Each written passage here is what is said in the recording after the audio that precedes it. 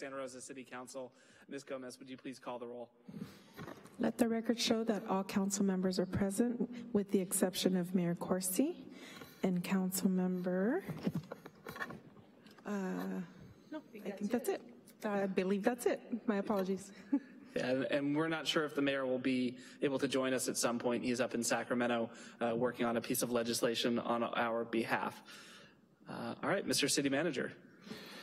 So yes, item 3.1, review of 2018 Santa Rosa Community Needs Assessment Survey. Alan Alton, interim acting Chief Financial Officer, presenting. Vice Mayor Rogers and members of the council, the item before you right now is a study session to go over our community needs assessment or opinion survey that we have just completed. I have members from Godby Research and TBWB Strategies, Brian Godby and Charles Heath, here that will be presenting this item. Just as a quick overview, the city commissioned their firms to do an opinion survey to look at overall community needs, satisfaction with city services, and to test some revenue option ballot measure items, and what they have before you with this presentation is the results of their findings. So with that, I will turn it over to Brian Godby.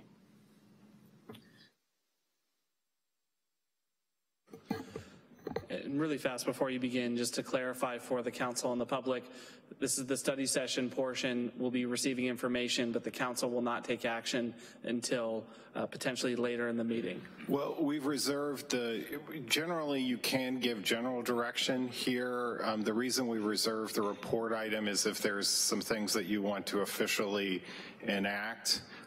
We wanted to make sure you could give very specific direction under a report. That's why the report item exists. Right. But these two things are tied together, and so you know, you may find that you give enough direction, but there is still room for public comment later on.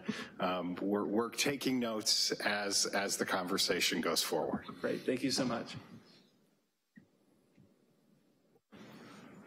Thank you, Mr. Vice Mayor, members of the council. My name is Brian Godby. I'm pleased to be here to present the survey data. And so without further ado, we'll just jump right in. As Alan mentioned, the purpose of the survey was multifold. First sections dealt with city satisfaction sorts of issues. So is the city headed in the right direction, satisfaction with various departments, management of finances, and then looking at both the importance and satisfaction of a variety of issues. And actually that's quite a long list. We'll try to summarize as best we can.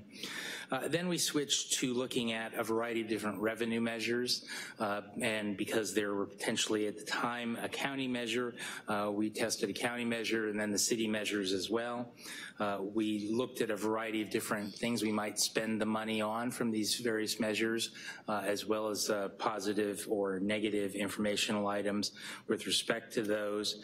And then we had, of course, a variety of demographics that we used to make sure that the sample is representative of the likely voters. And also because we were looking at the resident satisfaction, we looked at a broader universe of all voters as well, but likely voters for those where we were dealing with the revenue measures. In terms of the methodology more specifically, this was a phone and online survey. The world is changing very rapidly. We completed a total of almost 1,400 interviews, 1,388, when we looked at that larger sample of people that were all voters, and then the subsample of likely November 18. The data collection methods were landline, were about 58 interviews, text to online, which has become our most prolific type of inviting people to take a survey was 1,063. Email to online was 267. So you can see we've moved from the world where we were just scraping to get landline calls. Landlines are becoming defunct to now where we're reaching people mostly on their cell phone, but not by voice, by text. And the way that works is they receive a text, but then when they click on the link, they go to an online survey, which is formatted to work with their phone. We were in the field in late May. The average phone survey, which we still track, is 20 minutes. We don't know how long it takes people to complete the survey online, because you can start, walk away, go have dinner, come back, et cetera. But what we do know is that people are completing the survey 24 hours a day, which is great from our perspective because we were limited to a small number of hours where we could call people, and that was acceptable. Now people are taking the survey on their schedule rather than our schedule, so that's tremendous. Overall, the error rate is plus or minus 2.6%. So one of the advantages of doing it online is we don't have the costs associated with the phone interviewer, so we can do more interviews and have a better error rate. Jumping into the first section, which as I mentioned is more city satisfaction focused, and we've got some tracking survey from previous data that the city had collected. The first question was opinion on the direction of the city. Simple, is it right direction, wrong track? In this case, we're at 38% in round numbers, right direction, versus 36% wrong track, about 27% round numbers again, don't know or no answer. If you look at the box in the lower right hand or left hand corner, you'll see that that's changed over time. In 2016, we were in the high 50s or low 60s, and then back as far as 2010, we were in the mid 30s again. So it's gone up and then gone down a little bit. Obviously, the situation with the fires is probably responsible for a lot of that in the more recent data. If I may, I appreciate that perhaps we didn't ask, but do we have the same or similar data for the county so that we can see if we're going up and down at the same time they're going up and down, or if we're independent from them? Well, the county, just for clarification, did not commission a survey. This survey was done outside of these types of parameters, and to my knowledge, the county was the not-for-profit housing group was not necessarily asking these same questions. These questions were done specifically to give some of this ability to glimpse into the past. So I understand that this survey doesn't contain it. I was asking if we had any other data that might. I don't believe that was the direction the county survey was in. I think the county survey was very much restricted to a housing bond conversation. Okay, so moving on to the next question in this broader section about city satisfaction. It was a question about satisfaction with the overall provision of city services. The way we ask this question, we say, are you very satisfied, somewhat satisfied, same thing on the negative side of the equation. To compare it more easily with previous data, it's useful to aggregate the very and somewhats together, so you can see we're right at about 60% that are very or somewhat satisfied, compared with 35% that are total dissatisfied. We also often do a ratio of satisfaction to dissatisfaction, which we've done here, because it just brings it down to one number and makes it easier to look at. We're at 1.7 to 1 is the positive to negative. That's not a bad place to be when we think about that in terms of passing a revenue measure. We've certainly seen other agencies at the same point and still be successful. It's not a great place to be. The 35% dissatisfied is pretty high, but again, the extenuating circumstances in this particular community. You can see the question was a little bit different in 2016. It was asked, is it excellent, good, just, fair, or poor? And we had 52% saying good or excellent, so it's not uncomparable to what we have this time around in the 50s.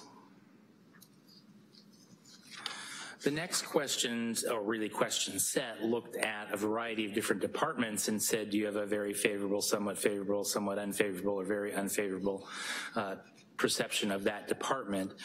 Because there's a lot of response categories, we create what's called an intensity score, and that's what you see here. And we do that by assigning a 2 to the very favorable responses, a 1 to the somewhat favorable, a -1 to the somewhat unfavorable, and a -2 to the very unfavorable. That gives us a scale that ranges from +2 if everybody were very favorable to a -2 if everybody were very unfavorable. What this does is you might have an item that is 40% very favorable and 20% somewhat favorable. That's 60%, right? But you could have the reverse as well. You could have 20% very favorable and 40% somewhat favorable. That's 60% as well, but clearly those are opposite 60%. So this scale takes that bias of just adding percentages together. It may seem a bit abstract, but it is a much more nuanced way of looking at these departments and how they rate vis-a-vis each other. Given that scale, then, looking at the list, the Santa Rosa Fire Department is at the top of the list at 1.57, which is a very high score. The Recreation and Parks Department follows that at 1.19, which is also a very good score. Then the Police Department at 0.91. Then the government overall at 0.11. We're getting close to that 0 point where people are half are positive, half are negative, again, based on intensity. And then the council is the last one on the list. That's not atypical at all.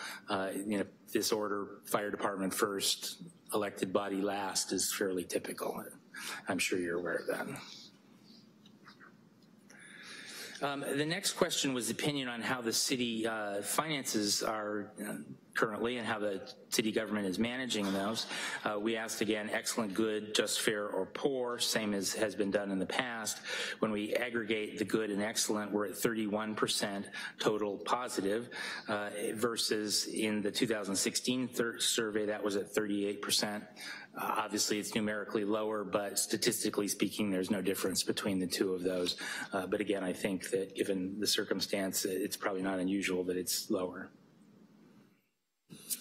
So the next set of slides is going to get really complicated really fast because we've got 3 slides for how serious are these various problems, and we have 3 slides for how satisfied are you with the work the city's done in these specific areas. We use the same intensity score that we talked about earlier. The scale's a little different. It's 3, 2, 1, 0 on this particular scale, and we do the same thing that we talked about earlier. We also have added tiers, and a tier is a group of items that are statistically tied. There are numeric differences, but technically they're all equal from a statistical perspective. What I want to try to do here is go through these quickly, but really highlight the top 3. The 3 most serious problems currently are homelessness, a lack of housing that working families can afford, and the cost of housing. Those are all tier 1. They're grouped together, as I mentioned. It's not surprising probably to you that those are as important as they are. We also had helping fire damaged neighborhoods recover, preventing future fires, not surprising as well, restoring fire damaged city facilities, and condition of local streets and roads, and the city budget, rounding out tier 2. Then we go into tier 3, which are important. All of these things are important. They wouldn't be in our survey if they weren't, but they're just not as important, relatively speaking. So I'm going to let you sort of peruse these next couple slides either now quickly or without going through them all, but there's a lot of items, and even when we look at the last item, cleaning and sweeping city streets, that's at least somewhat serious. So as I said, these are all important issues. It's just on a relative basis, some are more important than the others. The next set of questions, and again, I apologize for going so quickly, but you'll see why in a minute, is the satisfaction. This is the same idea. The scale is very satisfied as a 2, somewhat satisfied as a 1, somewhat dissatisfied as a -1, very dissatisfied as a -2. So same kind of scale we've been talking about.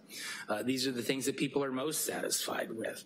They're providing fire and paramedic services, providing adequate parks and recreation in tier 1, maintaining 911 emergency response times, and cleaning and sweeping city streets.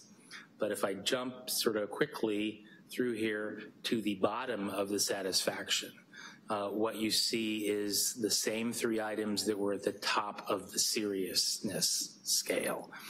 Cost of housing, providing housing that working families can afford, and reducing homelessness. So the things that are most important to people are the 3 things that they are the least satisfied with. We've done resident satisfaction surveys for 30 years, and I've never seen it as stark as this. These are the 3 things that are critical to people and the 3 things that they want to see something done about. I also have to say that reducing homelessness at minus 1.36, I've never seen it that low. So this is a really important area, obviously, that they really want to see something done with. The same is true for affordable housing or the cost of housing, depending on how we characterize it, but these numbers are very, very low. So moving on and switching gears now to the revenue measure portion of the survey. Again, we had a variety of different measures we wanted to test, and so what we did is a split sample. That means that half of the respondents got one, half of the respondents got the other. We started with a countywide measure that everybody got. Now, it's a countywide measure, at least the way we conceived it, and the wording is what we got from their polling that the county has done, that the city manager alluded to, but we only asked it in the city. So that's this first slide here, and basically the bond measure is the wording in the box on the right-hand side of the slide, and you see that when we add the definitely yes and probably yes together, we're at 63% in round numbers. For a first test, that's not a bad place to be.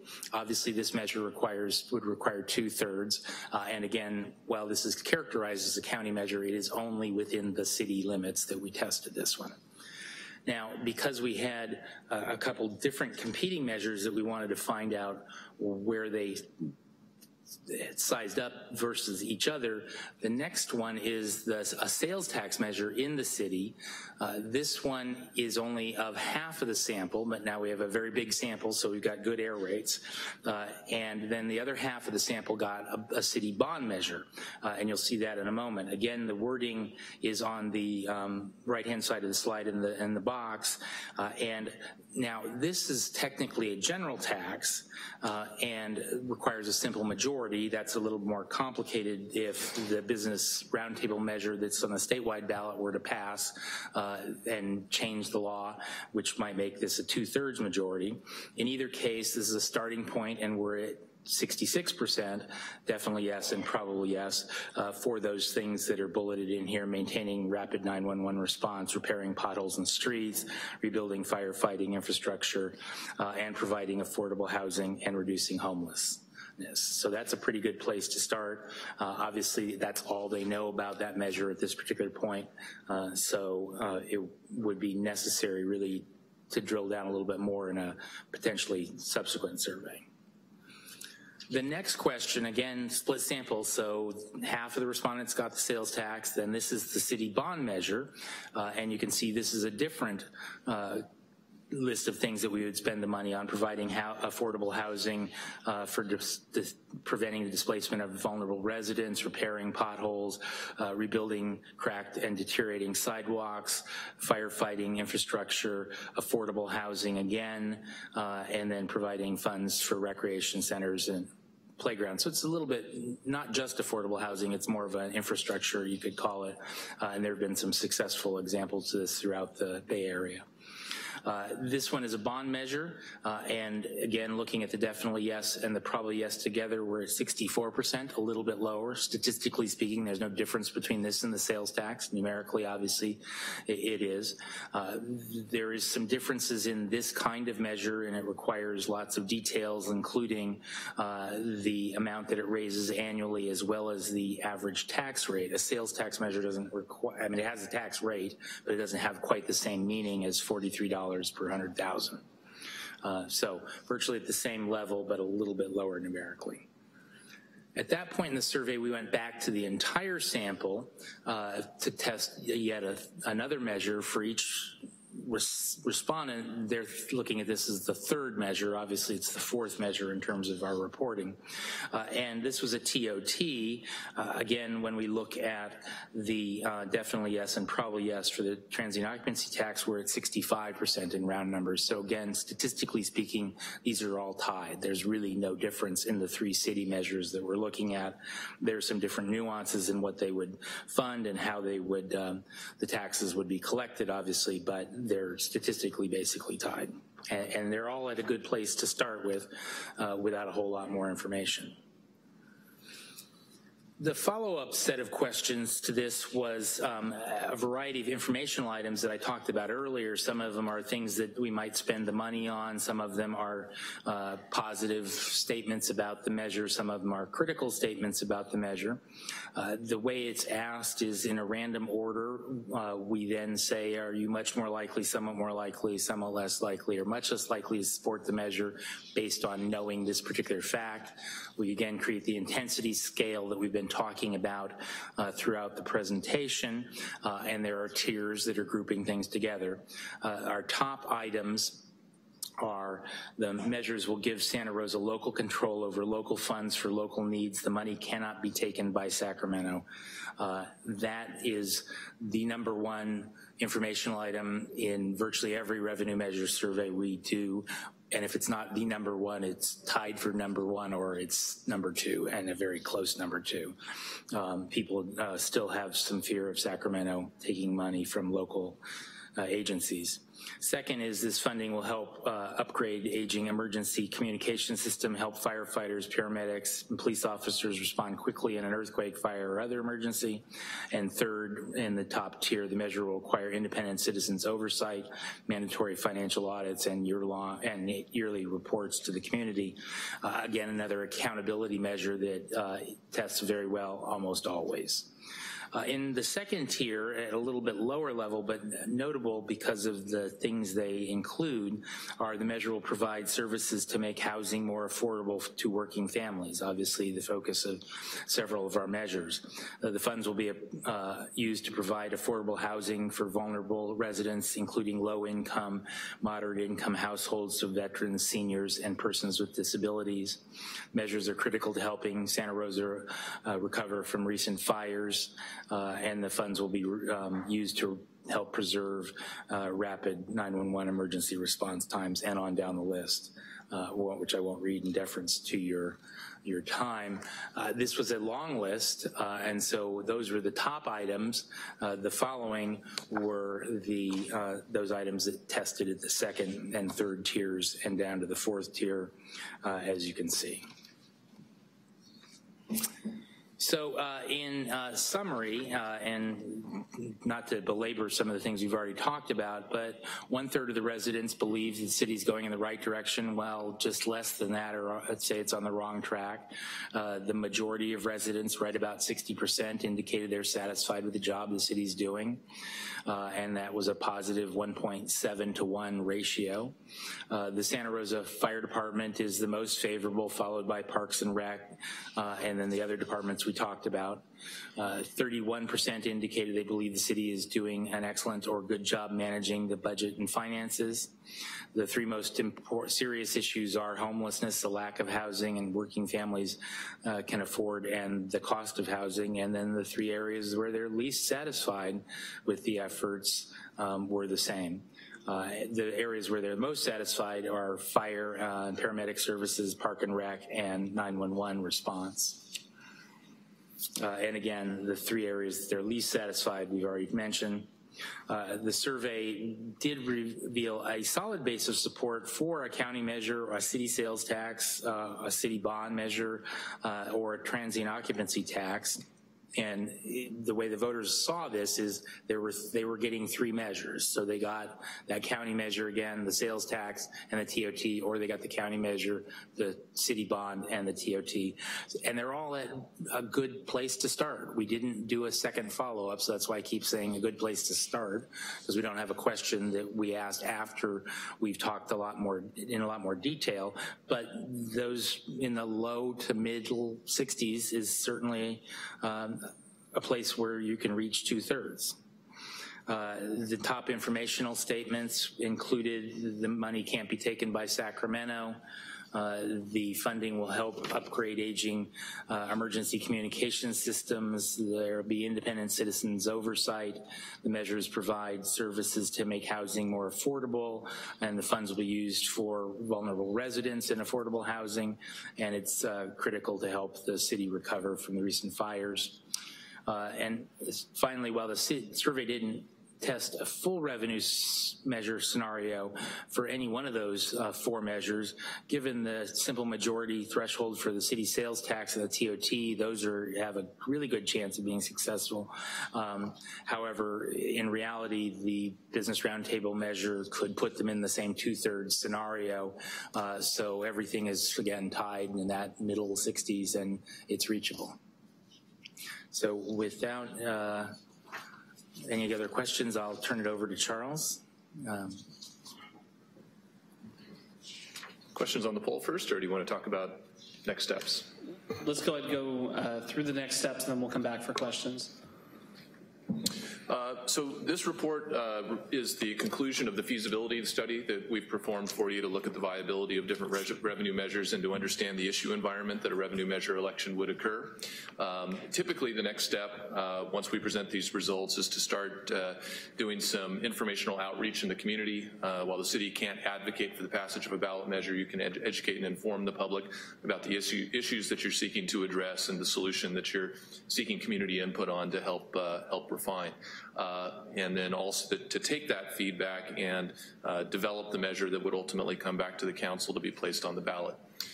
We have a narrowing window in order to conduct that work. The statutory deadline for placing a ballot measure on this November's ballot is August 10th. So given that we've tested several different revenue measure options here, each of which, as Brian described, have a reasonable chance of success and different passage thresholds that we need to take into account, we're hoping to get some direction from the council as to which option, your options you would like to pursue, which would help us inform the next step, which would be to perform some of that community outreach and start developing that measure. One option to consider in that is, because we were testing multiple revenue measures, we weren't able to go in depth into any one of those items, so follow-up research is also an option that you could direct us to pursue. In that case, we would do sort of a deeper dive on the revenue measure or pair of revenue measures that you might be most seriously considering for the ballot, so we can learn more about how that might perform when exposed to the type of discussion and debate that would occur between now and an election, and then we would use that information to develop a proposal to bring back to you and to conduct that informational outreach in the community. But I know we're looking at your July 24th council meeting as a potential target for bringing either updated research back to you or a potential ballot measure for your consideration. And then I believe you also have a council meeting on August 8th, which would be the last chance before that August 10th deadline to actually qualify something for the ballot. So that's how the steps would unfold from here, depending on the direction you all give us. Great. Are there any questions from council? Mr. Sawyer. Thank you, Mr. Vice Mayor. You've already covered this, actually. At what point would we be asking for that research? During this item or future or further in the council? Well, we've reserved some space because, again, you can't officially vote on anything in this space. Sometimes councils want, when you're dealing with ballot measures, to officially vote on something. So we wanted to make sure that space existed this evening because we are working in a very compressed window to meet some deadlines. Again, I think it's July 26th. I'm not sure, but that last Tuesday in July is the date we were shooting for. There is some flexibility in meaning that we can shoot for the 8th, but it has to happen on the 8th or that week of the 10th because we have to get the ballot language certified in front of the registrar of voters. So we were trying to shoot for an earlier July date, but it is a compressed window, and depending on the level of follow-up that's required between now and July, we'd have to caucus as a team and figure out whether that's an achievable date or not, or we'd have to change to the August date. But this is a chance to give direction, but again, sometimes these can be difficult items, and maybe there's not consensus here and it needs to roll to a formal vote category. But we wanted to preserve the option to have both the conversations and not get to next steps this evening so that we can meet some deadlines. Well, simply stated for me, the deeper dive would be very interesting for me. The surveys can be cumbersome for the those that are answering the questions, and being able to, the numbers look good and favorable for each of these measures for revenue, but it would be interesting to see which ones were most favorable, and also I'd be curious to know, I would personally like to know how favorable the electorate would be on a property tax that went for a lesser amount per 100,000. Well, and we'd be looking for some specific direction, and we'd be looking for some specific direction on what should be in that bond assessment. Remember, when this polling happened, it appeared that there would be a countywide measure. Our understanding now is that there will not be a countywide measure.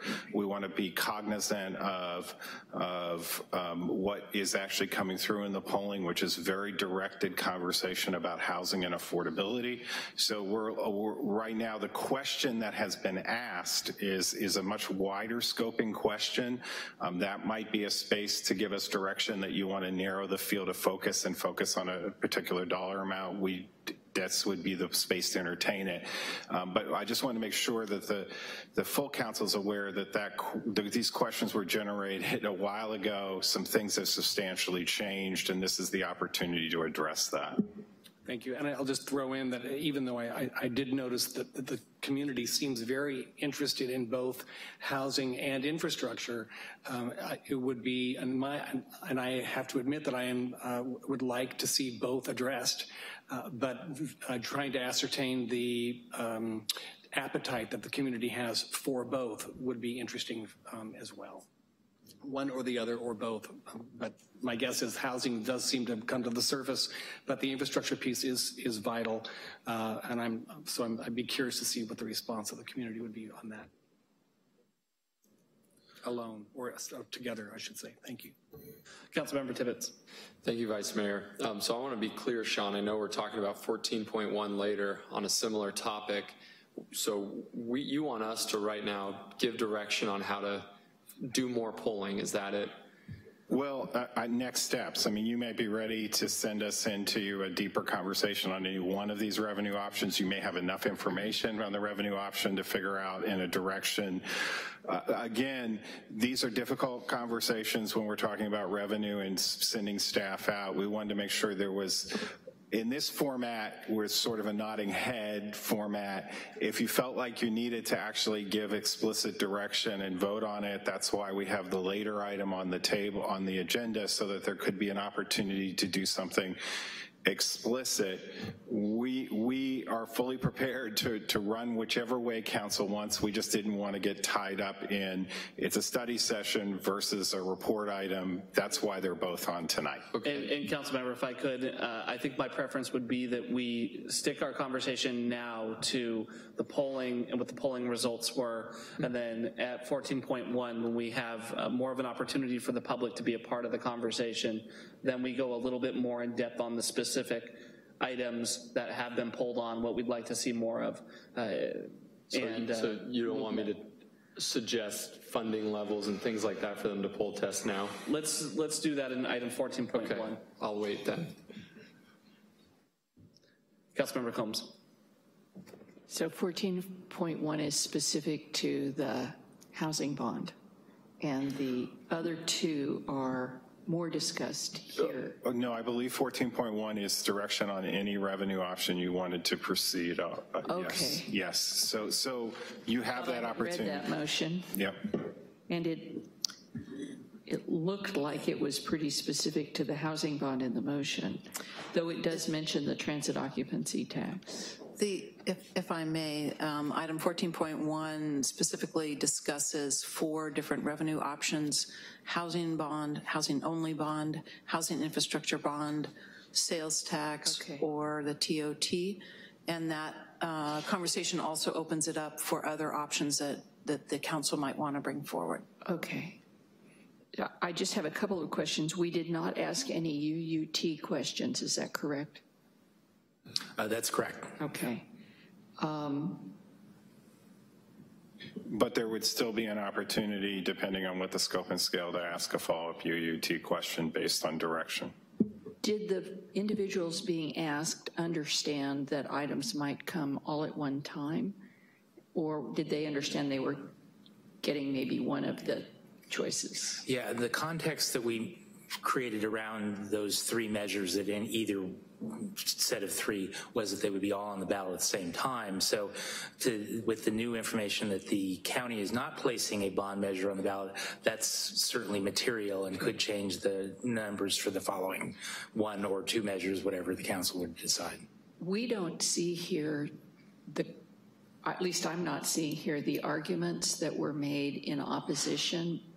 I'm assuming that you asked a general question, possibly with positive statements, that you then later asked a general question with negative statements, and that you looked to see how much it declined or increased. Was that not the process used for these? That was not the process here. This was a kind of a hybrid survey, so it included that resident satisfaction part at the beginning, and then a much scaled back revenue measure part. The process you're describing is a more traditional revenue measure, and if we were to embark on another survey for you, that's what we would recommend. So the effectiveness of counter arguments was not looked at in this? And I think the city attorney has some words that she'd like to impart. Yes, and I did work with the surveyors. There are concerns about how much we can delve into evaluating what an advocacy piece would be. That's not the role for the government. That some I understand. So there are limits as to how, as the city, we structure those questions for the survey. So. Okay, it can be very useful to not just look at advocacy, but also look at what are potential counter statements. And the survey did include a couple of what might have been concerns for citizens to enable us to address those and how we structure the measure. That was included, but there were just a few of them. But again, we have to be careful to be looking at how we're going to structure the measure itself rather than what might be an effective advocacy piece. When we look at the statement of support, we don't know what the support would be at this point following a negative campaign, for example. That's correct. Okay. Essentially, there was a trade-off in time, right? Because you can't have an unlimited length of a survey, and so because there were a number of different revenue options on the table, we devoted quite a bit of time in the survey to that at the expense of the kind of messaging that you're describing. But in a follow-up survey, we could get into that. And none of them made 2/3, even with no negative messaging. That's correct. They're close. Within the air raid, yeah, but not there.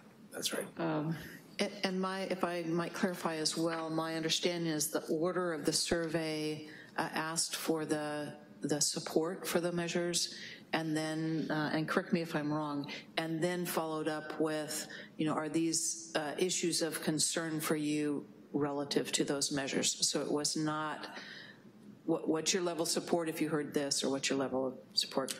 Thank you. That actually makes it less clear what these numbers mean to me. If we're nodding, I think that we need to be moving forward with 3 measures, but I'm just nodding. And I'm trying to figure out how we take the next step, which sounds like more detailed polling information. But it sounds also as if we are limited in what we're able to ask in our polling. Yes. So I'm not sure more polling gets us what we need to know, because we need to know if we can withstand a negative campaign. Certainly, there are areas that we can do more polling, and I'd be happy to work with our consultants to, they're very experienced. They've been through this many times, but I'm happy to work with them to ensure that questions are asked that the city can legitimately ask. If there are, there may be other groups that want to do separate polling that get at more the advocacy piece. And I share my colleagues' interest in if we need to keep infrastructure and housing separate, or if they can be integrated into one. Thank you. Councilmember Tibbetts. Thanks. Sue, am I allowed to talk about polling results that would answer Councilwoman Combs's question on the values and the positives? We wouldn't be giving direction, but I'd like to inform her if that's legally permissible to do so.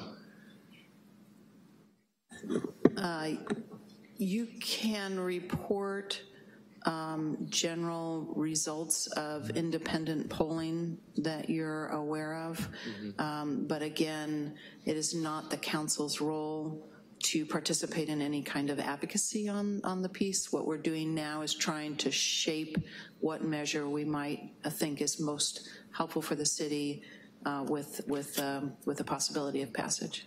Okay, so then I'd like to report out to the council that throughout the year, beginning back in July of 2016 pre-fire, and then in January or February of July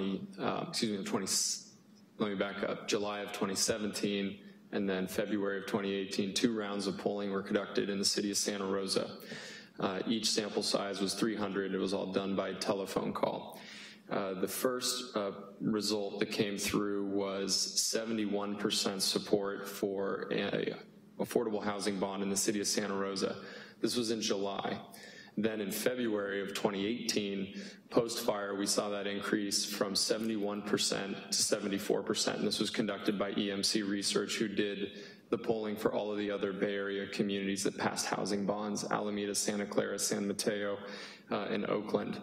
And one of the things that was really interesting too, when we tested those negatives, and the pollsters were actually really astounded by the result, was that when we started, of course, when we started the poll, it came out as, we didn't mention the money. It was. Yeah, I would caution you against getting into what advocacy might be helpful or not helpful. Again, that's not the role for the city. So in terms of the poll results, the ultimate poll results, that's fine to report on those, but I would not get the council involved in value statements. Value statements, yes. Are they allowed to receive the poll?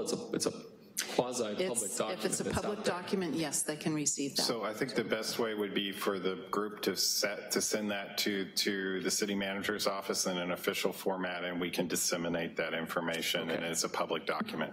Okay, thank you. Any other questions?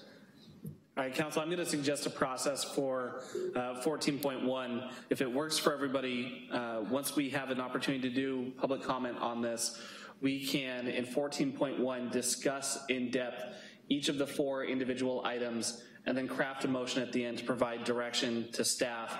I think that'll also give us clarity on what we might need to change polling for. So for example, if there's a different dollar amount or if we need to separate infrastructure from housing, I think we'll have a little bit more clarity. So if that works for the council, we'll bring that process back in 14.1. I do have one card on this item, the study session, Dwayne DeWitt.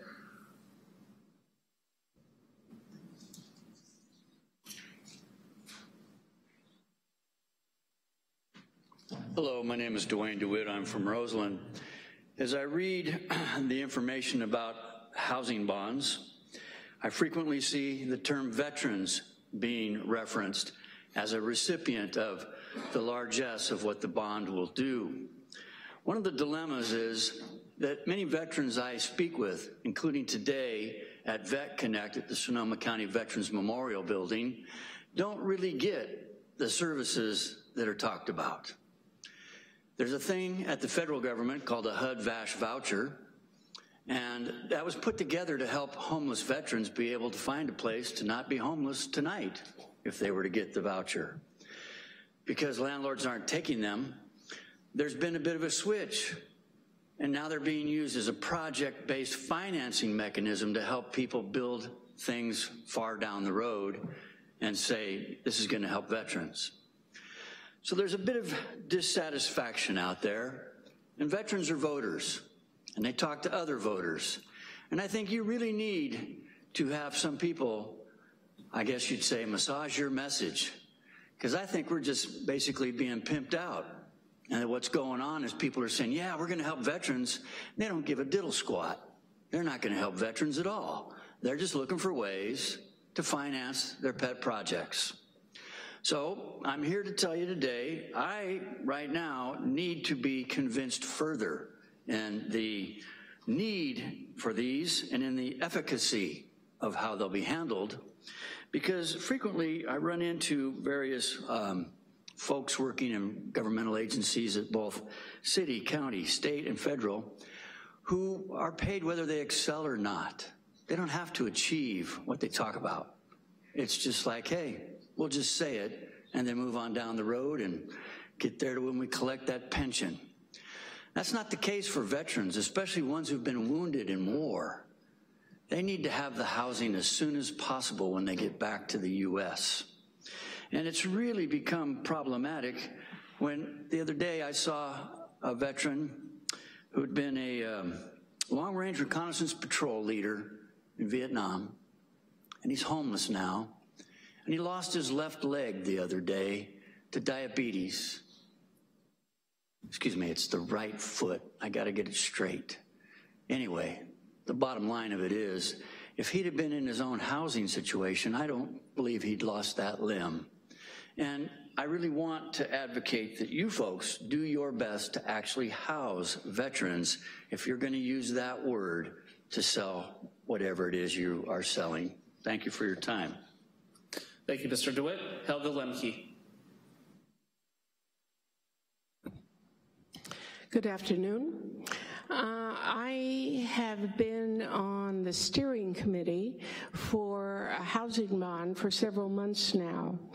And this is a diverse group of people representing many different stakeholders in the community, including elected officials, private nonprofits, labor, business, housing advocates, et cetera. And early on, we spent quite a bit of time talking about a housing bond, housing-only bond versus housing and infrastructure. And I believe I think actually unanimously, our group felt strongly that if there is a housing bond to be placed on the ballot, it should be housing only. And one of the comments that was made by several people was a belief that sometime back a county revenue measure targeting roads failed in part because it was too broad and people did not trust that that income would go only for roads. I think this is perfect timing for housing. Everybody is talking about housing. I can't remember a time when I think there's been such a consensus for the need for additional housing. So I would urge the City Council, when you get to 14.1 or wherever in your deliberation process, to support a housing-only bond. I am, by the way, Vice Chair of the Santa Rosa Housing Authority, but I am speaking on my behalf because this came up suddenly and we haven't had time to agendize it. Thank you so much, Helga. Council, are there any other questions or comments on this item? I apologize, we didn't see a card. Go ahead. Yeah, I'm sorry, I came in kind of late. Homeless Action does support a housing bond, and we have ever since the idea was floated, for the simple reason that the solution to housing, the solution to homelessness is housing. And there is no housing in Sonoma County right now. I think I don't have to preach to any of you about that. You know, right now we're in a time when there's a lot of attacks on government. There's a lot of ideas that government is wasteful or annoying or gets in your way or has too many regulations.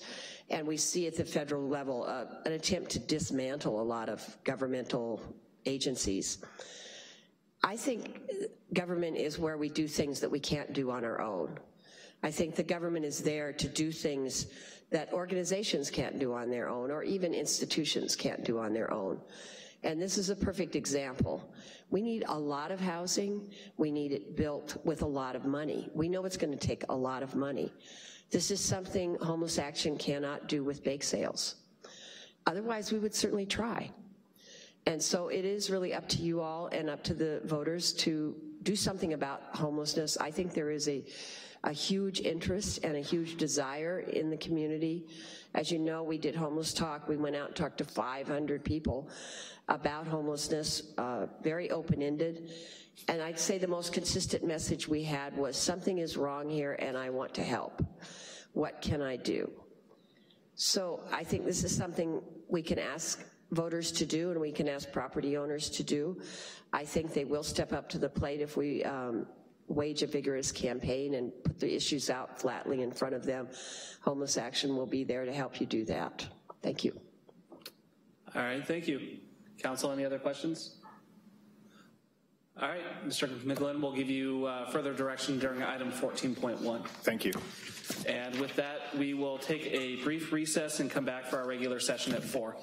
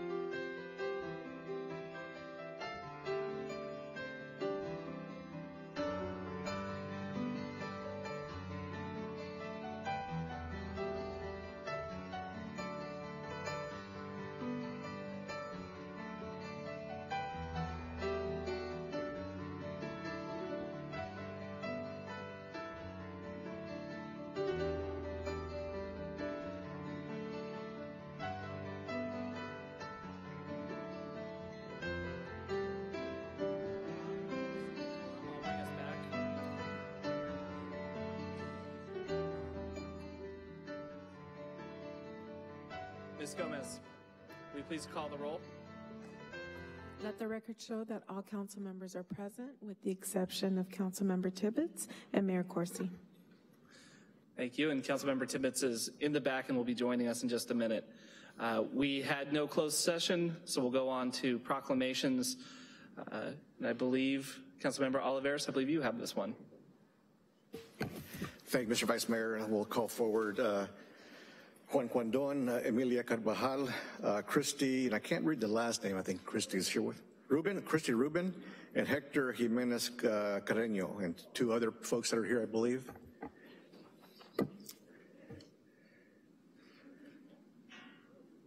Thank you. You can all just come up and stand by the podium there, and I'll read the proclamation.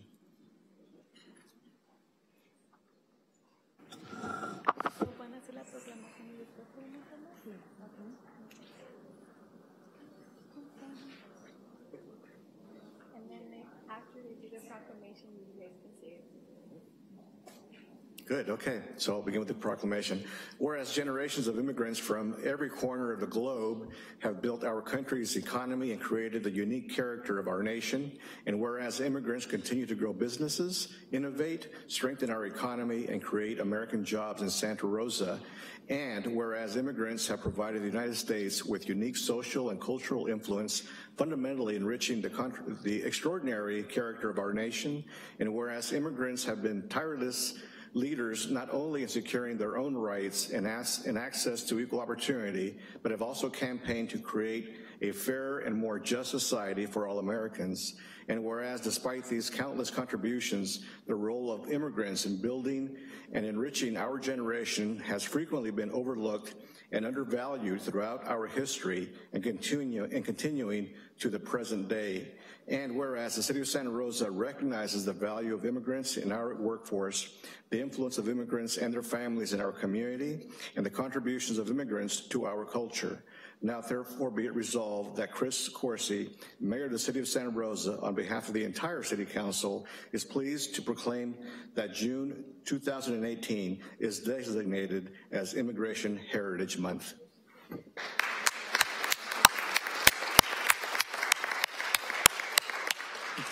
If you'd like to say a couple words, we have a microphone right behind you. Juan is going to speak in Spanish, and I'm going to translate in Perfect. English. Volteo para verlos a ellos. Buenas tardes, mi nombre es Juan Cuandón, soy miembro de la mesa directiva de Grayton. Good afternoon, my name is Juan Cuandón, and I am a board member of the Grayton Day Labor Center. Y pues estoy aquí, ¿verdad? Porque me da gusto, estoy muy feliz de que nos reconozcan como trabajadores, que sabemos que muchos estamos bajo la sombra, pero pues hacemos el mejor esfuerzo para tratar de adaptarnos y estar en la comunidad. I'm really thankful that you're recognizing immigrants today, especially because we tend to live in the shadows, but we want to let you know that we do contribute through our very hard labor. Y pues también para hacer ver que el trabajador aquí pues hace muchísimo, hace demasiado trabajo, se esfuerza mucho, y pues gracias a trabajadores como nosotros, pues todos tenemos algo para llevar a la casa, ¿verdad? Para tener en la mesa fruta, tener en la mesa verdura, comida saludable. I'm really happy that you recognized our work and you were here to adapt to this community, but we've also been given the opportunity by working here to put vegetables and fruit and other healthy food on the table.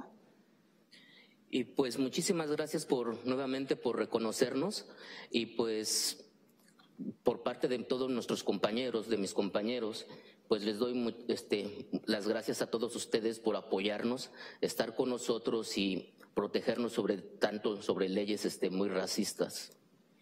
I want to say that I'm extremely grateful to you on behalf of the immigrant community, to my brothers and sisters who are also out there working.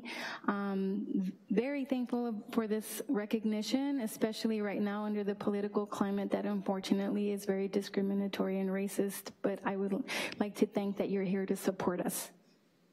Gracias. Thank you. Thank you.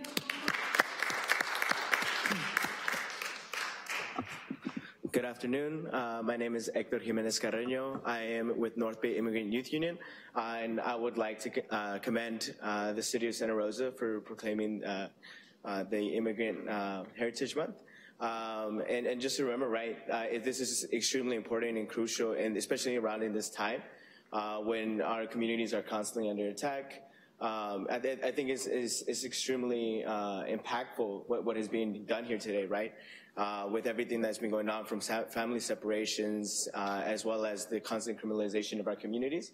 But to also know, right, that our youth and those who have come before us have a future here and continue to seek that as well. Thank you very much. Thank you so much. And Council, I've received a request that we all join in a photo. So we'll take a brief second here and do that.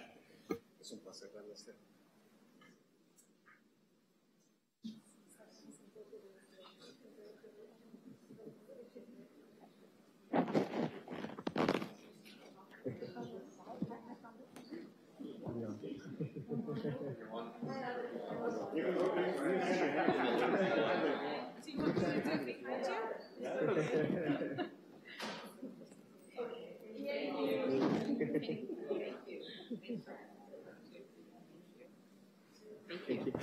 Thanks for coming. Nice to meet you. All right, thank you so much. I do have one card on this item, Dwayne DeWitt. I do not see Dwayne in the chamber. Okay, we'll go on to item 7.1. Ms. City. Thank you, Vice Mayor. We do have a report on fire recovery and rebuild update, and Paul Lowenthal, our Assistant Fire Marshal, will kick it off.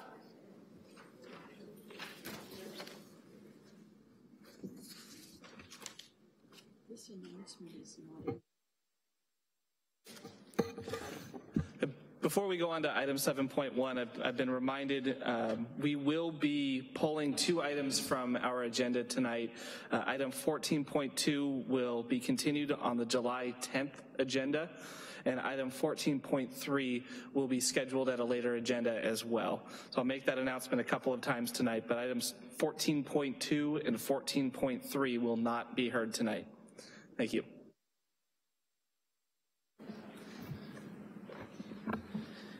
Good evening, Council. Keep it quick this week. The city and county both met last week to finally start tackling the insurance issue. So we roundtabled for a good hour or so, made a lot of good progress, but have a lot of questions that are unanswered that we need to get back from Cal OES. Once we get some additional information, we intend to put out some updated FAQs, since we do continue to get a lot of questions from the community because they're wondering how that's going to affect the potential rebuilding and any money that they can have in excess that they can use for other purposes. And then now focusing real quick on the over-excavation, the state has conducted 376 assessments, and of those 376, 221 have been determined to be eligible for backfill. There is a percentage of them where they are no's, meaning they're not eligible. A lot of those is because they've already rebuilt or because they were literally flat, and it was people that essentially just wanted to see if they can get free dirt. Currently right now we have 22 parcels ready to go. 155 of the 221 that are eligible are within Coffee Park and Fountain Grove at this point in time. So the contractor's ready. They've got 56 permits in hand and are still on target to complete the entire excavation program by August. So those are kind of our main focuses right now. Can you send those numbers out to us? Yes. The other numbers you notice kind of trickled off. That's because there's really been no changes in those. All intents and purposes, the Army Corps is done. They're down to just 4 parcels that they're working on paperwork for right now. And then the city and county are both respectively wrapping up the final paperwork for their opt-outs. So the new numbers, now that we have the mission moving forward with Cal OES, will be focused on over excavation. I will get you those. Are there any other questions, Council? So really fast, Mr. Lowenthal, I know a lot of us are watching as our friends to the north are dealing with a fire again at the same time. I don't know that the governor even had a chance to lift his emergency declaration for Lake County before he had to declare another one. Could you let us know, do we have some of our personnel up helping out with the Pawnee fire? We do. I actually just got back from it. I was assigned there as a public information officer for the first 2 days of the incident. We currently have engine 25 with a crew of 4 on it, as well as we refer to as several overhead positions. So those are firefighters who are assigned to specialty positions like dozer boss, safety officer, things of that nature. So yes, we do have several firefighters up there actively helping on the Pawnee fire. Okay, great. If you could just extend from the council our appreciation and well wishes and let us know if there's anything that you need from us. Sounds good. Anything else, council? We also have an update on Journeys Inn. Megan Bessinger, our Deputy Director for Housing and Community Services, will provide that.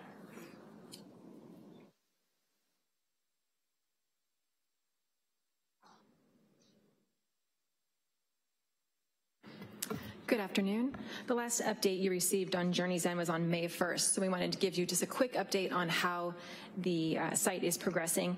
As you may remember, there were 161 units located in the park. 44 remain. Of those 44, 33 were individually owned and 11 were park owned and rented out to residents. The residents have been working with Burbank Housing and the Suu Kyi organization to address their current needs. Information we've received is that they are all housed at this time, those who were willing to accept services from Burbank Housing. During my last update, I had indicated that Burbank was pursuing a temporary solution on Giffen Avenue.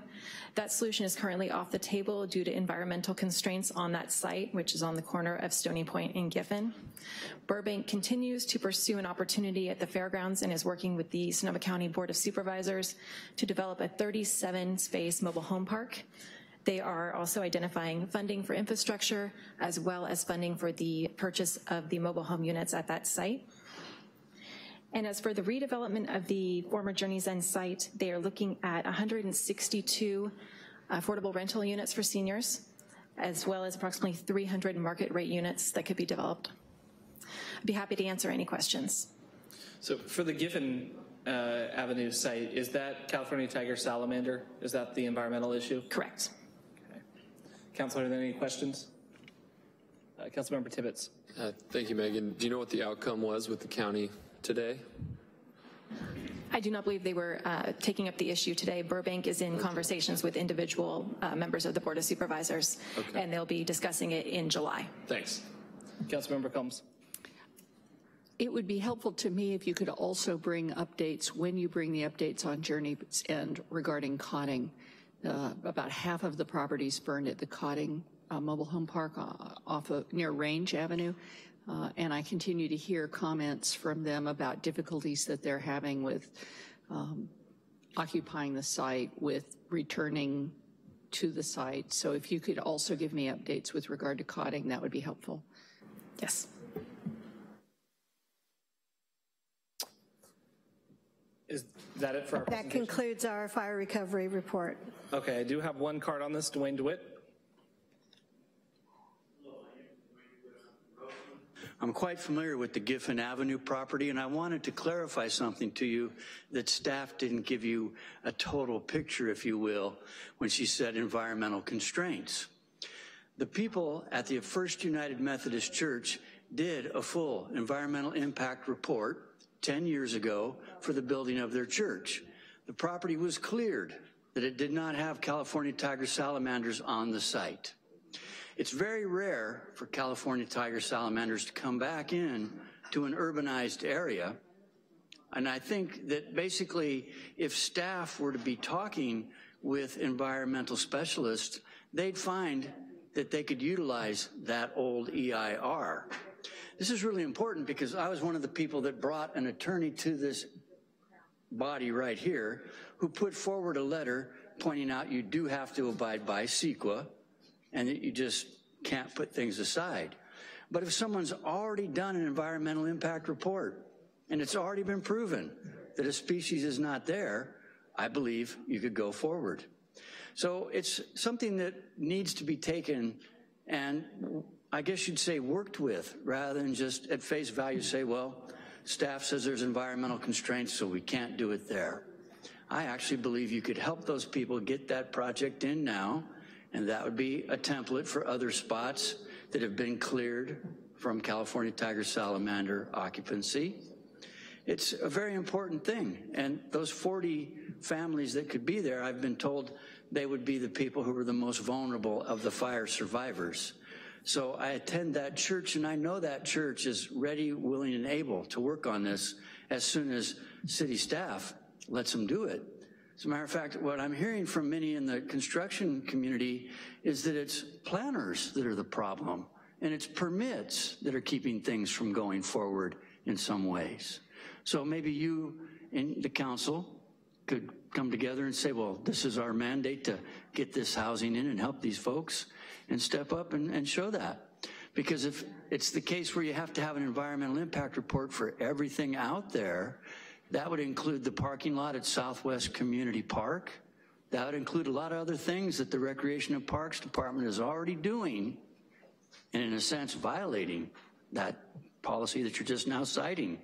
So we have to have the left hand work with the right hand, and let's get the right thing, housing for those people in need as soon as possible.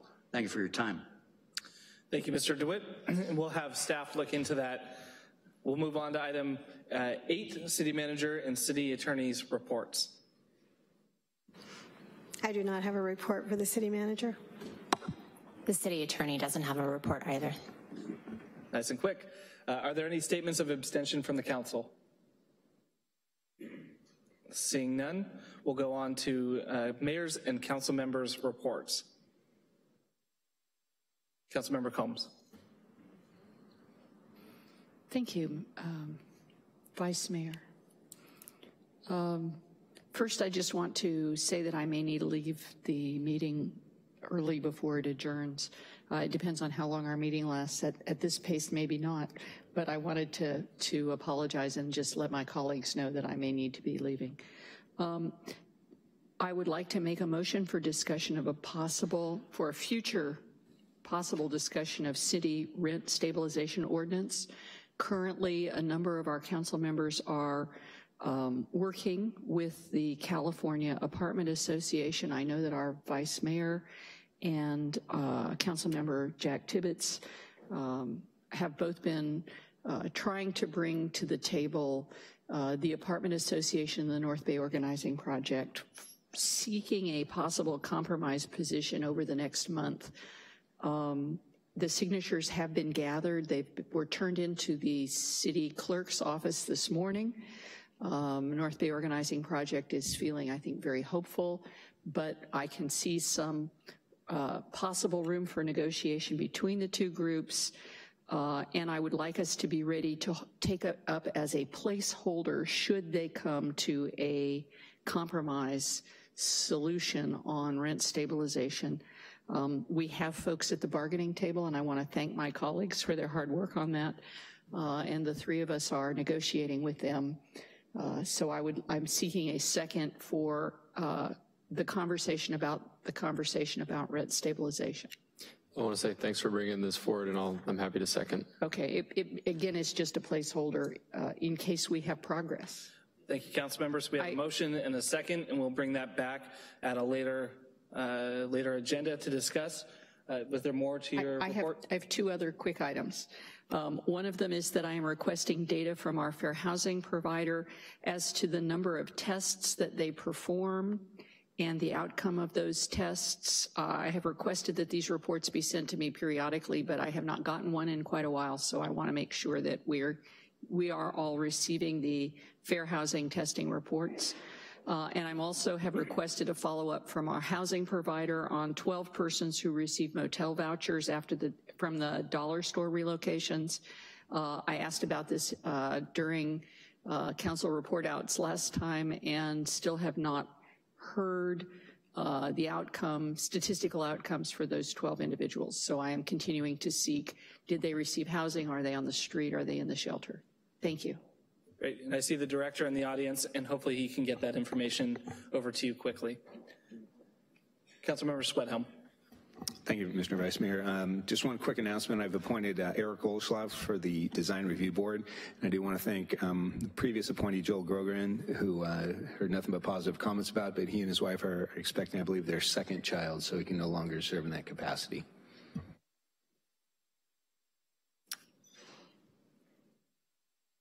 Okay, councils, we will go on to item 10.1. Mr. Vice Mayor, sorry, I have a report. Go ahead, Councilmember Sawyer. We had a Sonoma County Waste Management Agency meeting last week, and you may have noticed the story in the newspaper regarding the RFPs and the selection of Renewable Sonoma for the organic material processing. That story did not originate from the agency, and I wanted to clarify. The Press Democrat reported the Sonoma County Waste Management Agency had selected a company as its preferred partner. To be more precise, the subcommittee charged with evaluating RFPs submitted by companies interested in a long-term processing of organic material reported the company with the highest score is Renewable Sonoma. There were 3 proposals within 3 points of each other. The agency will hold a public hearing at the August meeting to further discuss and evaluate the RFP submissions. There is a great deal of work to be done before we will have a long-term processor of organic material under contract. We will continue with what we are calling our short-term organics processing solutions until our long-term processor is in place, and I will keep you posted on the developments. I appreciate that. I'm sorry, I have one more. Go ahead, Councilmember. Thank you, I'm sorry. I wanted to bring to the attention of the city manager and congratulate our planning staff for a meeting that I attended last night on the Chenate property. 300 chairs were set out, which when I arrived fairly early, I thought was optimistic, and I was astounded that it was standing room only, easily 350, 400 people, to the point where we were having to make announcements about keeping the hallway clear and the exits clear, and wonderfully well attended. I appreciate the outreach, and I wanted to send a thank you to our planning staff for their work on that first public hearing process. Thank you. All right, we will move on to item 10.1. Council, this is where we will designate a mayor or council member subcommittee liaison for the Mayors or the California League of Cities annual conference later in September down in Long Beach. Mayor Coursey, myself, council members Combs and Schwethelm. I'm not sure if Councilmember Olivares will be in attendance as well, so we are all eligible. So I'll entertain a motion for our voting delegate to that meeting. Since he's not here, I'd like to make a motion that Mayor Coursey be our voting delegate.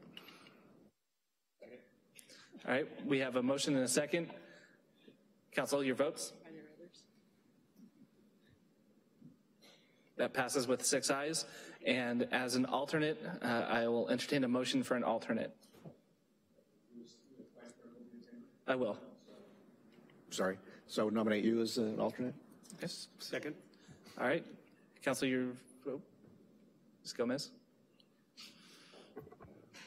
All right, Council, your votes.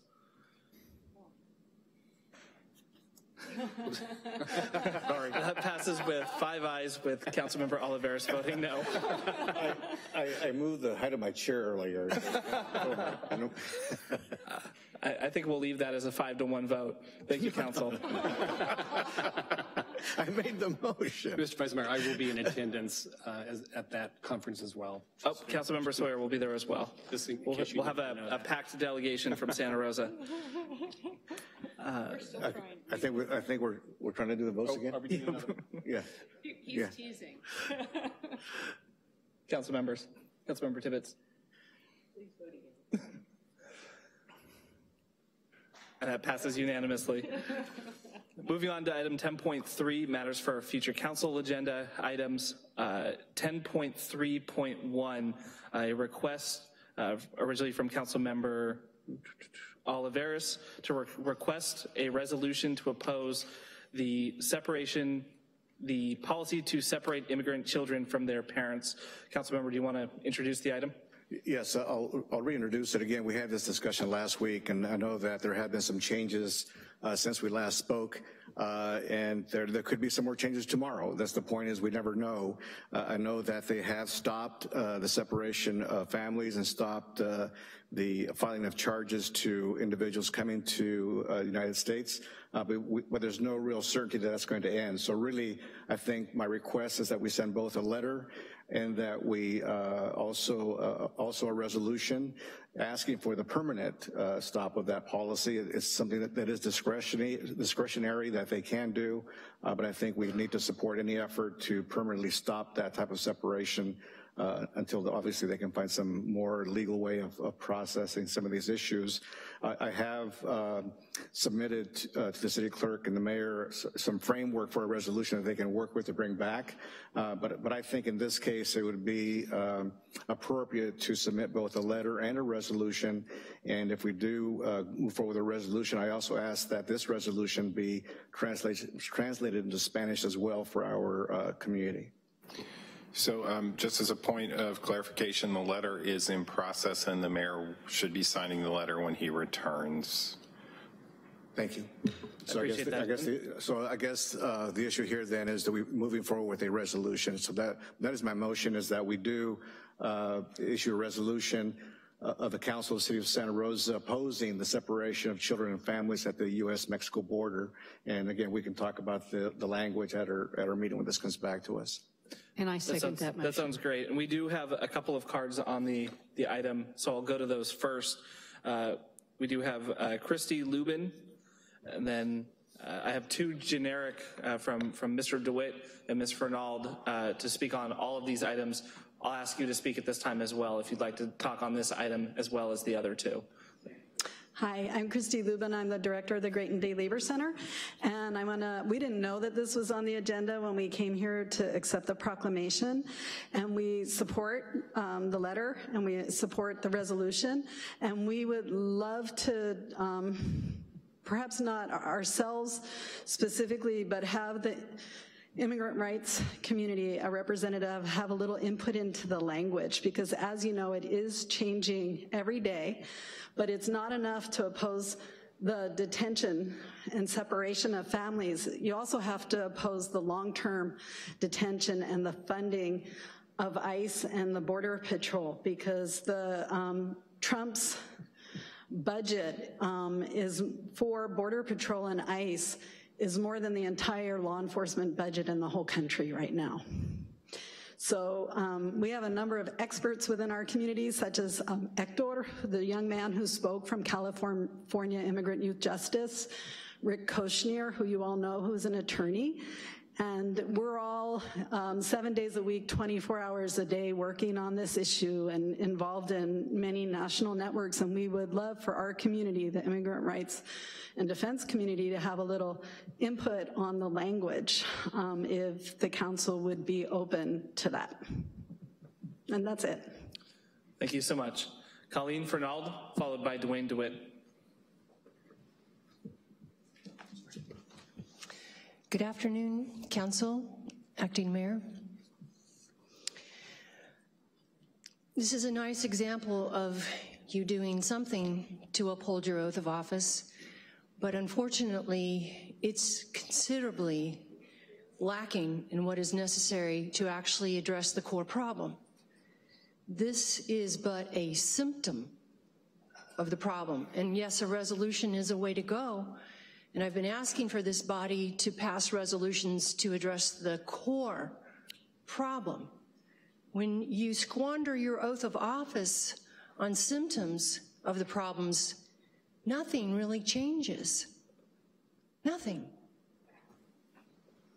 So will you take a bolder stand and lead direction for every city across this county that cares about this issue, but who understands that where there is a will, they'll find a way? And I want to talk about the permanent separation of parents and children where we were involved in unconstitutional wars of choice in Afghanistan and Iraq. The children who are dead, or their parents are dead, because this body failed to uphold your oath of office and pass a resolution every week, if that's what it took, to get Congress to act.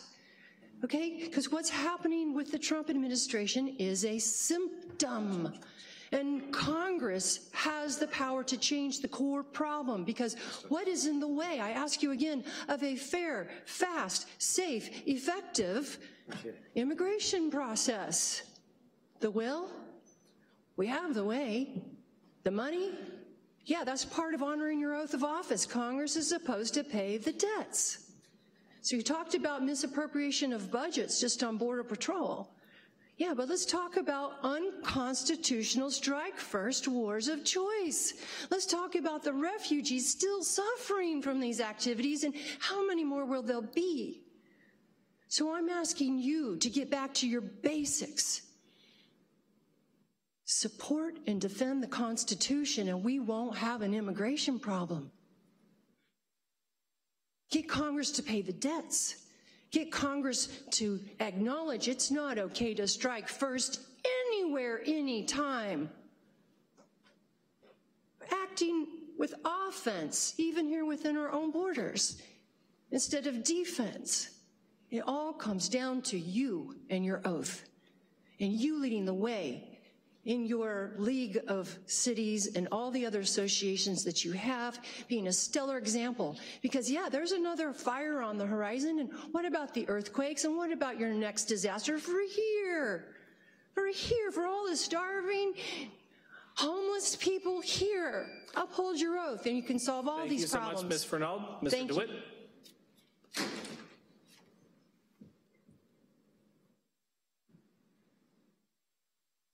Thank you, sir. Dwayne DeWitt from Roseland. I'm supportive of all three of these, and I'm glad that you're doing this type of activity now. I'd like to ask for 10.33 that not only do you look at the Bennett Valley Senior Center, which was actually South Park Elementary School when I was a boy, that you also look at the city-owned houses.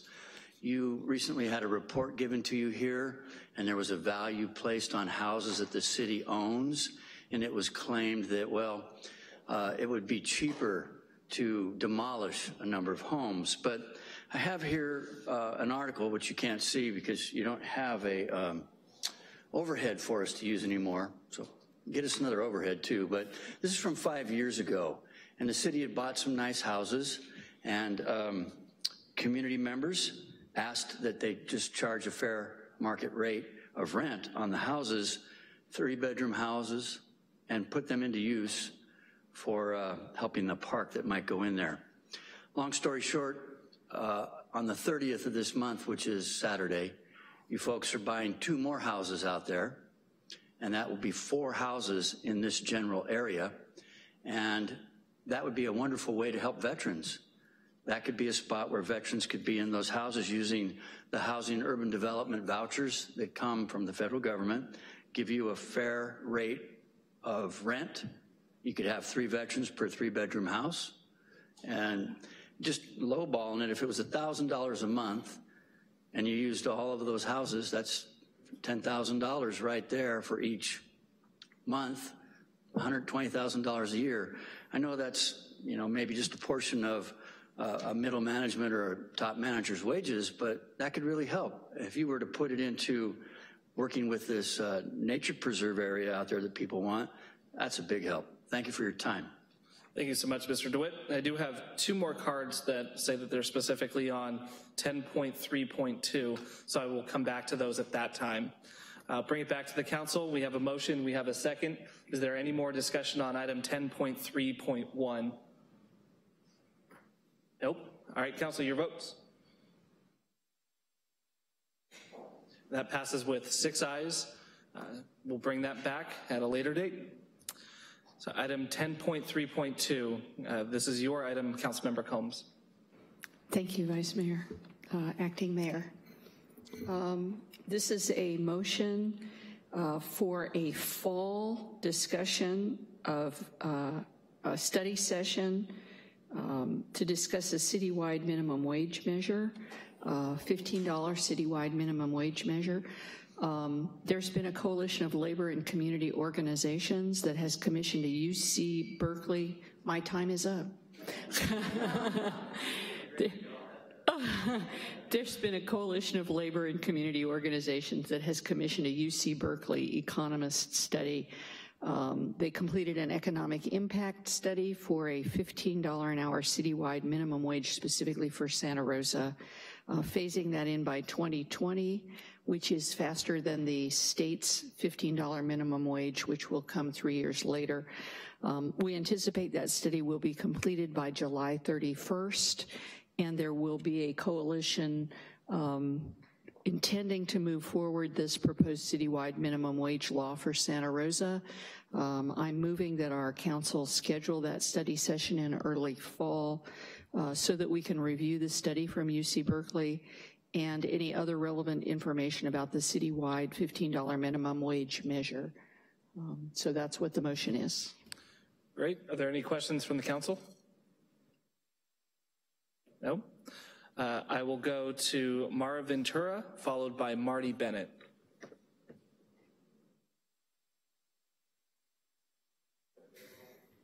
The order? Go ahead. Thank you. Hi, I'm Marty Bennett, co-chair of North Bay Jobs with Justice. To reiterate what Councilwoman Coombs said, we have commissioned a report by UC economists at the UC Berkeley Labor Center about the economic impacts of a 15 minimum wage by 2020 for employers and for employees in the city of Santa Rosa. That will be completed around August 1st. We believe a 15 citywide minimum wage relates directly to the council's 2018 Tier 1 priority issues. Quote, comprehensive housing strategy, quote, downtown housing, and quote, homelessness.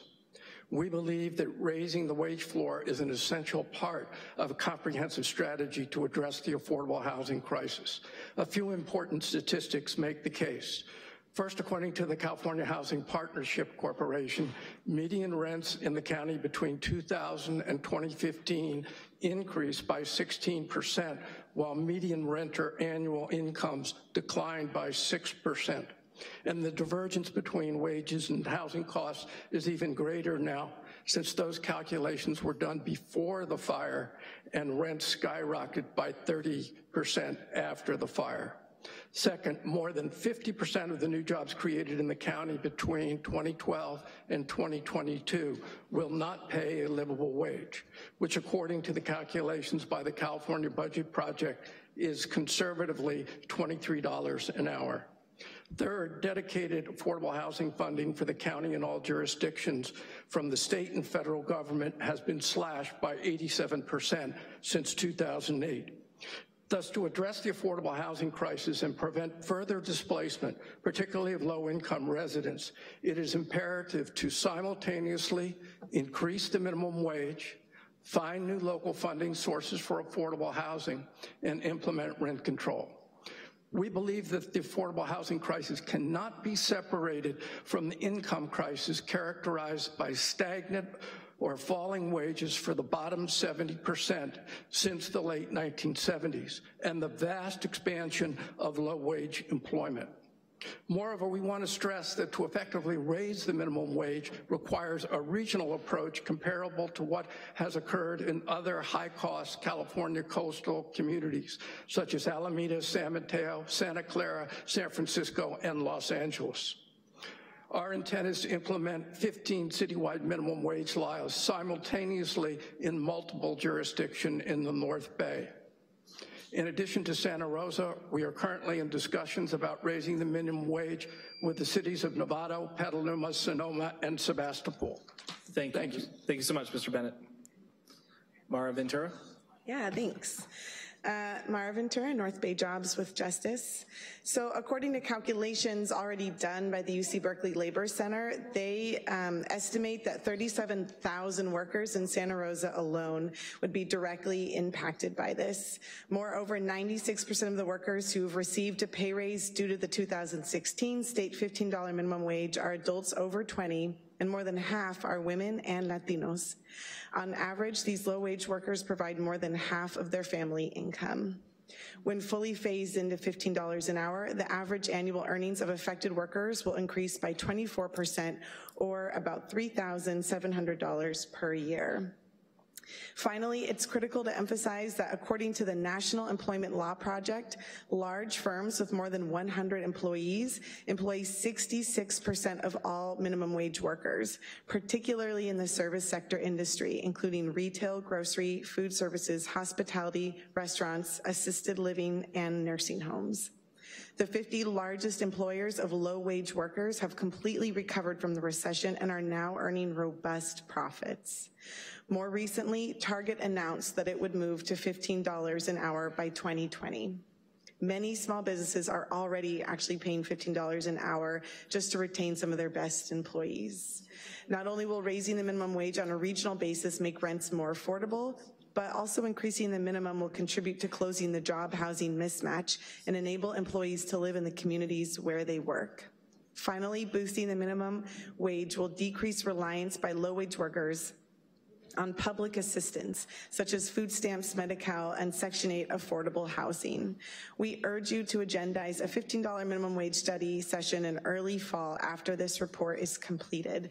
And since I still have a little time left, I also just want to add that it's actually been a really great process reaching out to different organizations, the city councils and the labor councils in Solano County, Napa County, and Marin County. This is really very unifying issue. In fact, a lot of folks feel like 15 already is too low, and there's counties in the Bay Area that are moving towards $18 an hour. But just looking at where we're at right now, especially us being post-fire, you know, it couldn't be a better time for us to be thinking about how we're working together with businesses to make sure that folks have the wages they need to recover and not leave. Thank you so much. Thank you so much, Ms. Ventura. So council, we have a motion. I'm the second. Are there any questions or any further discussion on this item? Staff, are you clear on what the request is for the study session item, or do you need more information? I believe we're clear. I believe we've been given the name of where the study is coming from, and we can contact those folks to come up and do a presentation. Great. Thank you so much. Council, your votes. And that will pass with 5 aye votes. Councilmember Sawyer voting no. Item 10.3.3, request for a study session item on the Bennett Valley Senior Center and possible use as a shelter or safe haven. Councilmember Combs, this is your item as well. Thank you, and I appreciate the forbearance of the council on another item. This one was an item that came out of our budget hearing process when it became clear that there may be questions about the use of the senior center. I believe my colleague, Mr. Sawyer, clearly pointed out that we all needed more opportunity for public input with regard to the disposition of the senior center. And there was an additional second item where folks were very interested in the possibility of the senior center being used as a shelter and or a safe haven. So this is a request to have the study session where we hear either in one part or in 2 parts as the staff sees fit, hear the disposition of the Bennett Valley Senior Center, and following that or along with that, the use of the senior center as a shelter or safe haven parking or combination thereof. All right, Council, are there any questions? Do we have a second on the motion? Yeah, I would second that. Okay. I do have one card on this, Thomas Ells. Okay. Of course.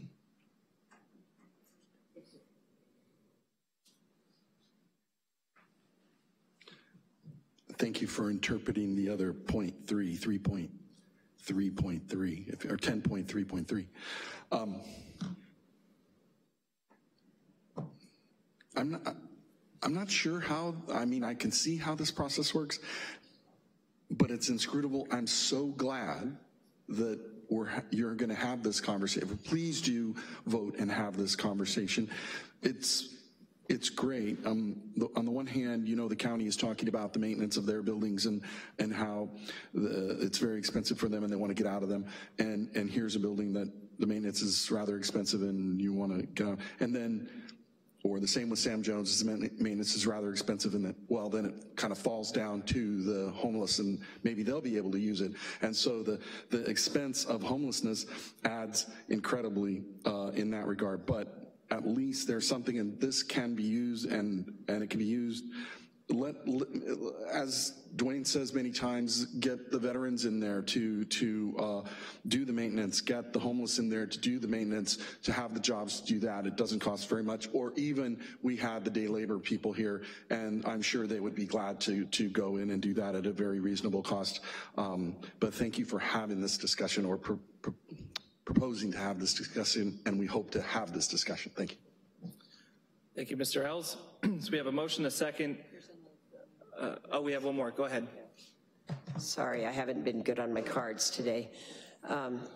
Adrienne Lobby from Homeless Action. I just want to rise in support of having this conversation. I don't think it will surprise any of you that Homeless Action is looking for more discussion about this. It's clear that what we're doing is not working. There are still thousands of people who sleep outside every single night.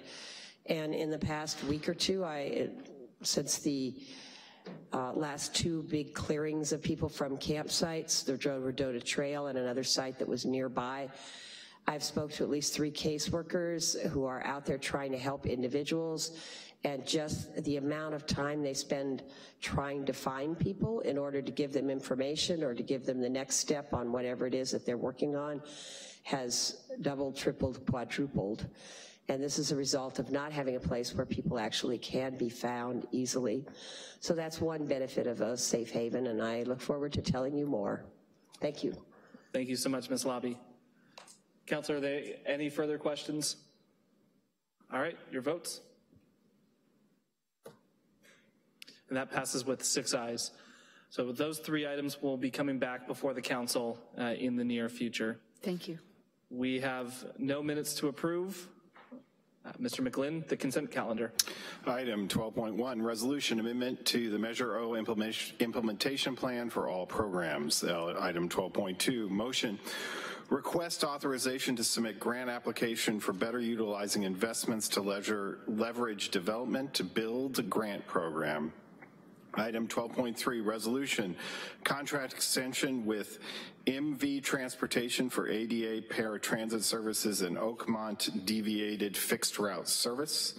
Item 12.4, resolution, 6th amendment of the public meeting, video streaming, archiving, and agenda management agreement with Granicus Incorporated and waiver of competitive process. Item 12.5, resolution, first amended memorandum of understanding regarding Sonoma Marin Saving Water Partnership, and item 12.6, resolution, general municipal election, November 6, 2018, calling the election, requesting consolidation with the state general election, and adopting regulations pertaining to candidate statements. Thank you, Mr. McGlynn. I have a question to start off on item 12.6. So during the last election, the city has a process whereby if a candidate accepts the spending limit, that they get into what's the nonprofit or the nonpartisan voter guide from the city.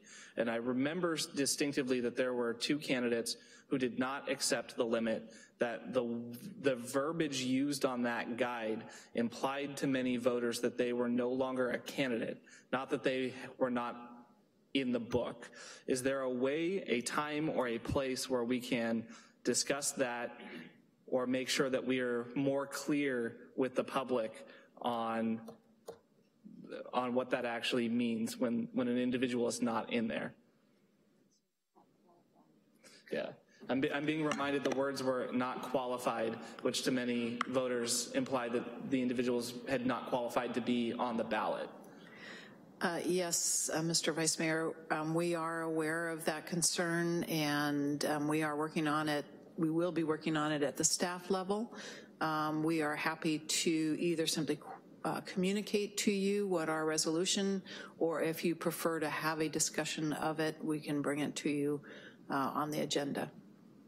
I'm happy so long as staff is going to take care of it. Yes, I did hear from a number of doors that a couple of my colleagues were not qualified to run and therefore didn't need to be voted for, and we had to correct that. Yes, we are aware of that confusion in that language, and we do intend to address that. Great. Thank you. Are there any other questions on the consent calendar? Councilmember Sawyer. Thank you, Vice Mayor. I have a question regarding the 12.1 in the Exhibit A with the deficit in recreation and parks. How will that $161,000 deficit affect the Measure O programs, if it does?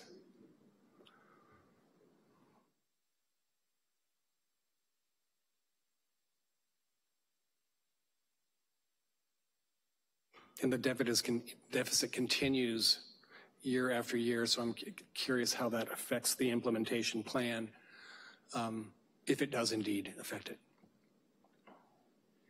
So, Councilmember Sawyer, at what year does that deficit happen? I'm sorry, I don't have that exhibit right in front of me. Well, it starts with this one, 1819. This coming 1819. The deficit is showing at 161,000.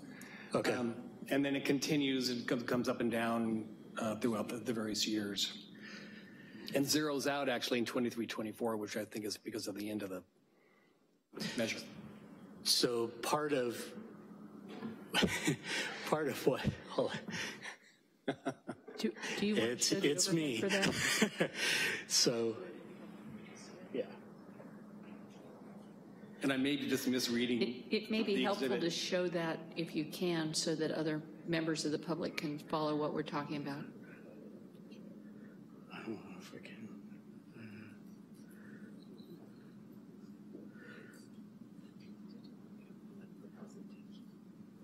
No, it's not in the presentation.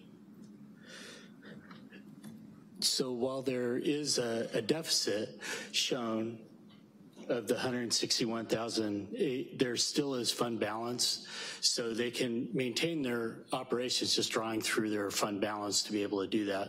And we do have the plan structure to draw down fund balance to a zero at the end of the plan. I mean, that's the idea, is that when we get to the end of the Measure O cycle in 2025, that there would be no money left over in the fund balances. So yes, you see a negative from a structural deficit standpoint of us overspending, but we do have fund balance to be able to handle it. So from a fund perspective, we're fine. Okay, thank you very much. Thank you, Councilmember. I do have one card on the consent calendar. Dwayne DeWitt. My name's Dwayne DeWitt. I'm from Roseland on 12.2. Please make sure that your transportation department advocates for full bike lanes and disability access on both sides of the Hearn Avenue interchange, and the sidewalks wide enough for a pedestrian to be passing a wheelchair. The whole situation out there is narrower than this podium. So nice wide pathways for bicycles, disabled wheelchair users, and those walkers who'll be coming by too. Thank you for your time. Thank you, Mr. DeWitt. Bring it back to the council. Councilmember Sweathelm. Thank you, Mr. Vice Mayor. I'd move consent item 12.1 through 12.6 and wait for the reading the text. Second. And that passes with 6 ayes. We are about 5 minutes away from 5, so we're going to keep trucking along. I will remind the audience, we will be polling item 14.2 and placing that on the July 10th agenda, as well as item 14.3, which will also be heard at a later agenda item. So if you're here for those 14.2 or 14.3, you'll be a little bit disappointed when we get there. Mr. McGlynn, item 14.1. Item 14.1, report, City of Santa Rosa, revenue options for affordable housing, infrastructure, and general city services Dave Gwine, Director of Housing and Community Services, and Alan Alton, Acting Interim Chief Financial Officer, presenting. Vice Mayor Rogers, members of the City Council, the item before you now is a companion item to the study session that we had earlier. So moving through quickly, what we have is a number of revenue options. We're going to go through those that we've identified over the last year or so of items to maybe move forward that were discussed in the opinion survey that we discussed at the study session. I will say that we still have the consultants from the opinion survey group that are here. We have our financial advisors here as well in case there is any questions that come up about our general obligation bonds and any of that analysis, because they did a lot of that analysis. And Dave Gwine is here to help me out if I come up short on any of the affordable housing items as we go through. So over the last year or so, we've been looking to address a number of unmet needs in the city, affordable housing being one of them, homelessness, ways that we could increase our development areas in the downtown, and then, you know, even recently just dealing with our ability to recover and rebuild from the fires. So a few groups have met. There's been a housing and infrastructure financing ad hoc committee that's been meeting. There's been a long-term or long-range financial policy and audit committee that has met, that has talked about revenue items. So this is really just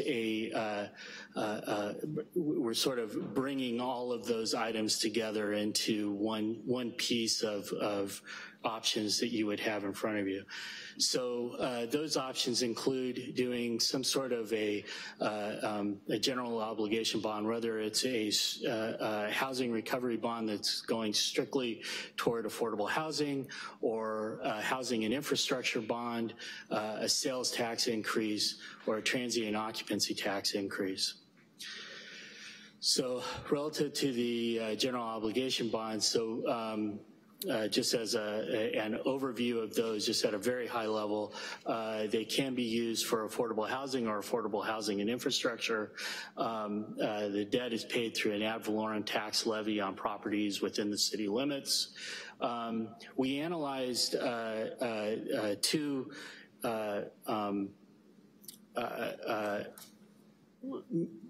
issuances, I guess, if you will. We were two parts of that. So we did one where we would generate approximately $80 million of project funds at a tax rate of $19 per 100,000 of assessed value. And then for $180 million, we looked at it, and that comes out at about $43 per 100,000 of assessed value. And so by way of example of what that does with that money is that for example, a 2-bedroom, 1-bath apartment, the housing cost of that is approximately $500,000. The local match we would be looking at is about $135,000. So if we do $80 million if we have $80 million of project funds, then that would provide, you know, approximately 593 housing units with that. And then alternatively, if it was at 180 million, that would generate approximately 1,333 of those. So there are other revenue options that we looked at. These are more general tax measures. Mr. Alton, if I could pause you there. let's, as we go through this, take questions from the council on each individual one, and then obviously we'll do public comment and come back for discussion and try to craft an ordinance, or a motion. But for now, Councilor, are there any questions on a general obligation bond on Councilmember Tibbetts? Thank you, Vice Mayor. Alan, you're looking at the $80 million at $19 per 100,000. What's the term on the repayment for $80 million? That was done at 30 years. Thank you.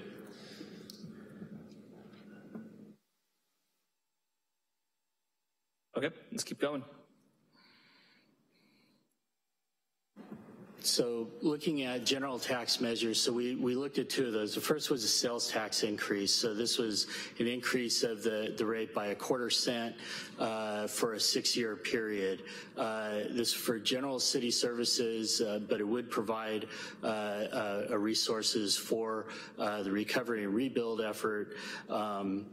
As a general tax like that, it would require a simple majority at 50% plus one. It would, at 1/4 cent, it would increase our tax rate up to 8.875%. And the tax would generate approximately $9 million annually for the general fund. Councilor, are there any questions? Okay.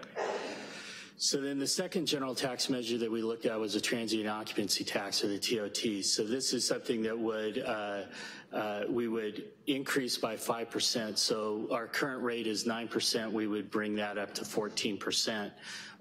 This tax is imposed on hotel, motel, and short-term rental guests. Again, general tax regarding requiring just a simple majority vote. The difference between this one and the sales tax, this is an ongoing general fund source of revenue, and it would increase. It would generate an additional $2.5 million per year annually. And Mr. Alton, for comparable purposes, do you know what the TOT is for most of the cities around us in Sonoma County? I know that there have been surveys done. We're looking at those, so I don't have that right in front of me. I do know that at 9% we are, I believe we're a little bit low. 14 puts us more in line with Healdsburg. And is that how we chose the 14% number? How did we choose a 5% jump? We were looking at Healdsburg. Okay. Councilmember Tibbetts. What would the total TOT rate be, including the BIA? Including the BIA would be 19% if we went up to that 14. So we'd be the highest regionally, higher than San Francisco? Potentially, yes.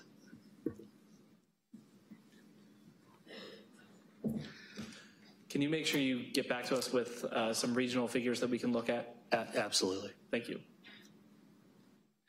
Any other questions? All right.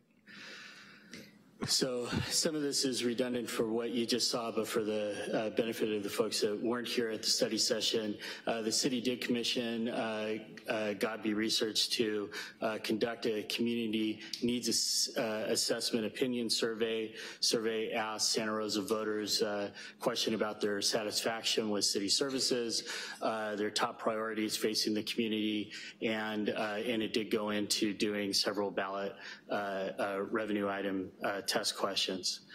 So of those ballot test questions, we looked at an affordable housing bond that was previously proposed by Sonoma County. We looked at a city general obligation bond for housing and infrastructure. We looked at the 1/4 cent sales tax increase, and we looked at an increase in the TOT from 9 to 14%. So the affordable housing bond that was previously proposed by the county would generate approximately $370 million of project funds. There was total yes of 62.5%. We looked at a housing and infrastructure bond at the $180 million of project funds at the $43 per 100,000 assessed value. That had a total yes of 64.2. The quarter-cent sales tax increase had a total yes of 66.1%, and the TOT increased by 5%, had a total yes of 65%. So with that, those were the items that we looked at. So the purpose of this item was to, as the city manager mentioned earlier, was to give you an opportunity to discuss those and provide staff the direction which we laid out in the motion here. The first one, I should note that the Housing and Infrastructure Finance Ad Hoc Committee did meet on this on the 18th, June 18th, and the consensus there was to go with an affordable housing bond. And then we're looking here for that direction. So letting you know that that was the recommendation from that ad hoc committee, was to go ahead and move forward with an affordable housing only bond, but then to also provide direction on the sales tax, potential of putting a sales tax or a TOT on the ballot as well. And just to remind the public who weren't here for the study session, both of the housing bonds that were polled and are being discussed require a 2/3 vote. The sales tax and the TOT require a simple majority. And if I may clarify, Mr. Vice Mayor, under current law, that is correct. The two tax measures would require a simple majority, but if the proposed initiative from the California Business Roundtable passes, all local taxes will require a 2/3 vote. And that would include taxes that are on the November ballot. And excuse me, and staff will be bringing back, I believe, on the July 10th meeting, a consideration for council about how they want to respond to the accountability in local government, as it is so-called referendum. And I do understand that there's also a move in Sacramento going on right now to cut a deal to remove that. We'll know on Thursday whether or not that happened, but you will notice I am not drinking a Diet Coke at this meeting in protest. Final question from me. My understanding is that what you're looking for today is direction from the council to move forward, and we'll be bringing back language and a go, no go from the council on either the July 26th meeting or the August 8th meeting. And yes, and it may actually be split between the two meetings, but additionally, if there's additional research that you're looking for us to do, this is the time to request the additional research, because to meet those timetables, we need to get the firm out doing that additional research. Okay, Councilmember Combs. Thank you. I want to clarify that we could make a motion tonight. I have the motion and I have some notes on it, so I'm trying to sort out some of the details. If we make a motion tonight and we use the number, for example, from the transit occupancy tax in an amount up to 5%, that's how it would be noticed for the future meetings. But in the future meetings in July or August, we could reduce that number, but if we lower that number in this meeting, we cannot raise that number. Is that correct? Yes, that is correct. Okay, so we may ask at this meeting for more than we intend to do in July or August. Correct. Yes, and correct. You can clarify that you would like staff to explore and bring back proposals up to that amount, so that what comes back to you may or may not be at that higher amount, but would give you the we would notice it that way, so it would give you the flexibility. Okay, just to clarify with my fellow council members, I'm hearing that we're asking to come back polling information on the dollar amount for the housing bond between the $19 and $43 per 100,000. I'm hearing, I think, that we would like to understand the impact of joint or separate for bond or the tax for housing and infrastructure.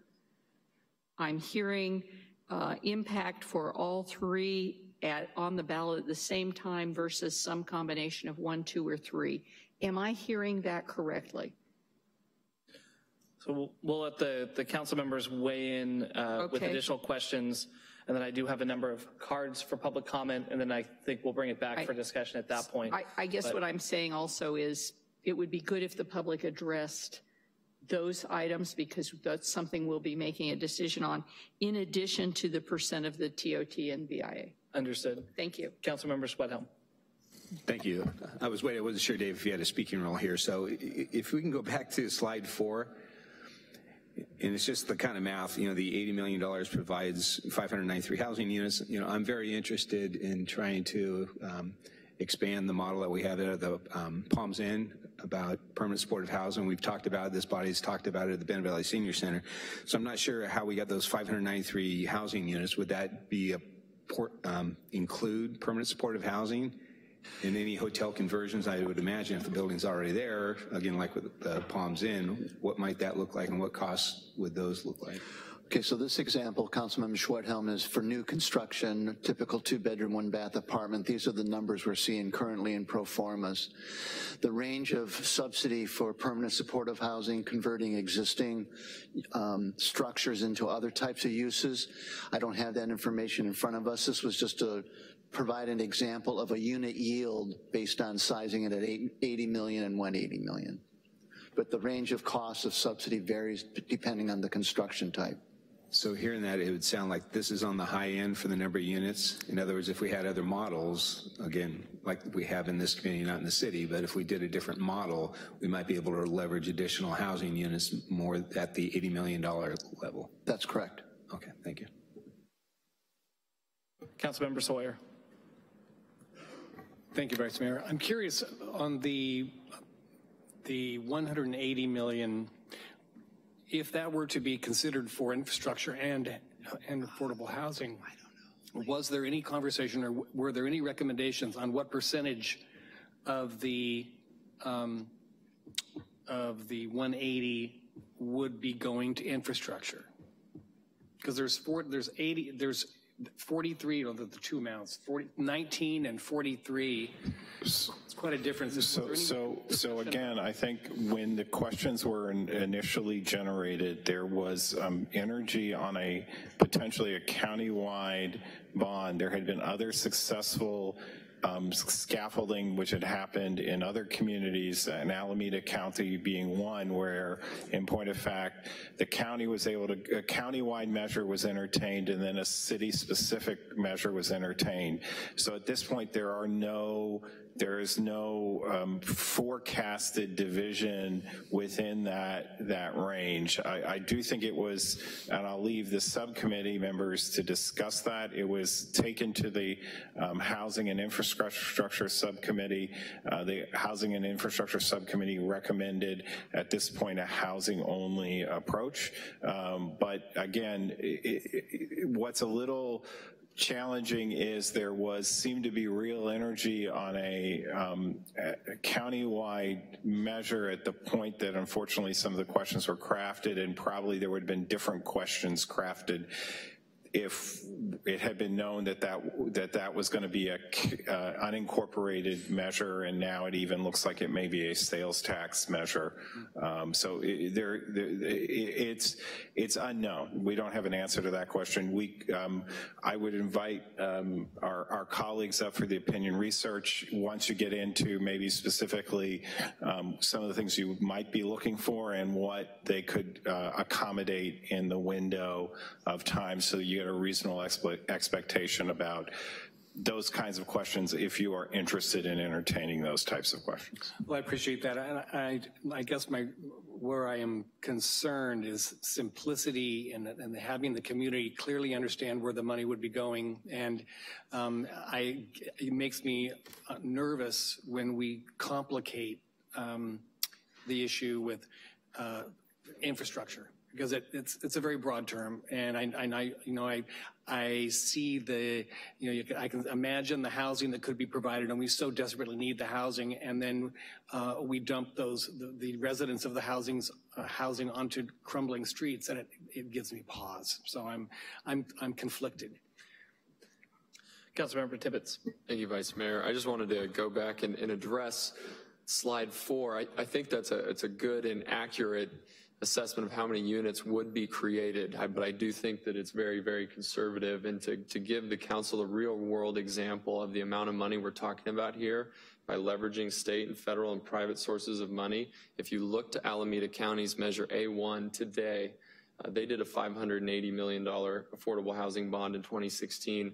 Today they've issued out 79 million of that, which has already returned $675 million from all those leveraging pools. That's a return on investment of $8 for every dollar. Compare that to what else we've done here locally, such as I think it was Measure M, the road sales tax. The beauty of infrastructure too is that you can also do these leveraging pools, but in the case of Highway 101, it was about a 1 to 6. We are talking about a robust amount of money to address what is, as the Godby research pointed out, clearly the leading issue, and not just their poll, but the other 2 polls that were conducted in the last year that I'm aware of. Any other questions from council? All right, I do have about an hour's worth of public comment. I'm not going to limit it. I'll leave it at 3 minutes, but I will just say that this council would appreciate brevity, and you'll have our undying love if you don't take your full 3 minutes. Dwayne DeWitt, followed by Chris Grable.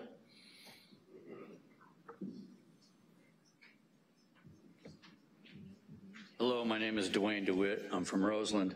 I brought the 1993 Community Housing Affordability Survey with me. I did that because back then it was already announced that this area was declared or considered the 3rd least affordable area in the country at that time. So for 25 years we've been dealing with these issues, or perhaps I should say we haven't dealt with them, but we've talked about them.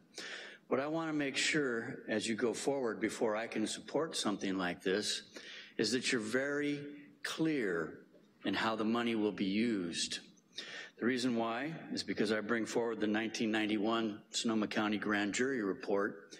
It was a 2-year study that pointed out that here in Sonoma County, at least, the agencies tasked with building or providing the low and moderate income housing under that program, it was a task more often ignored than fulfilled.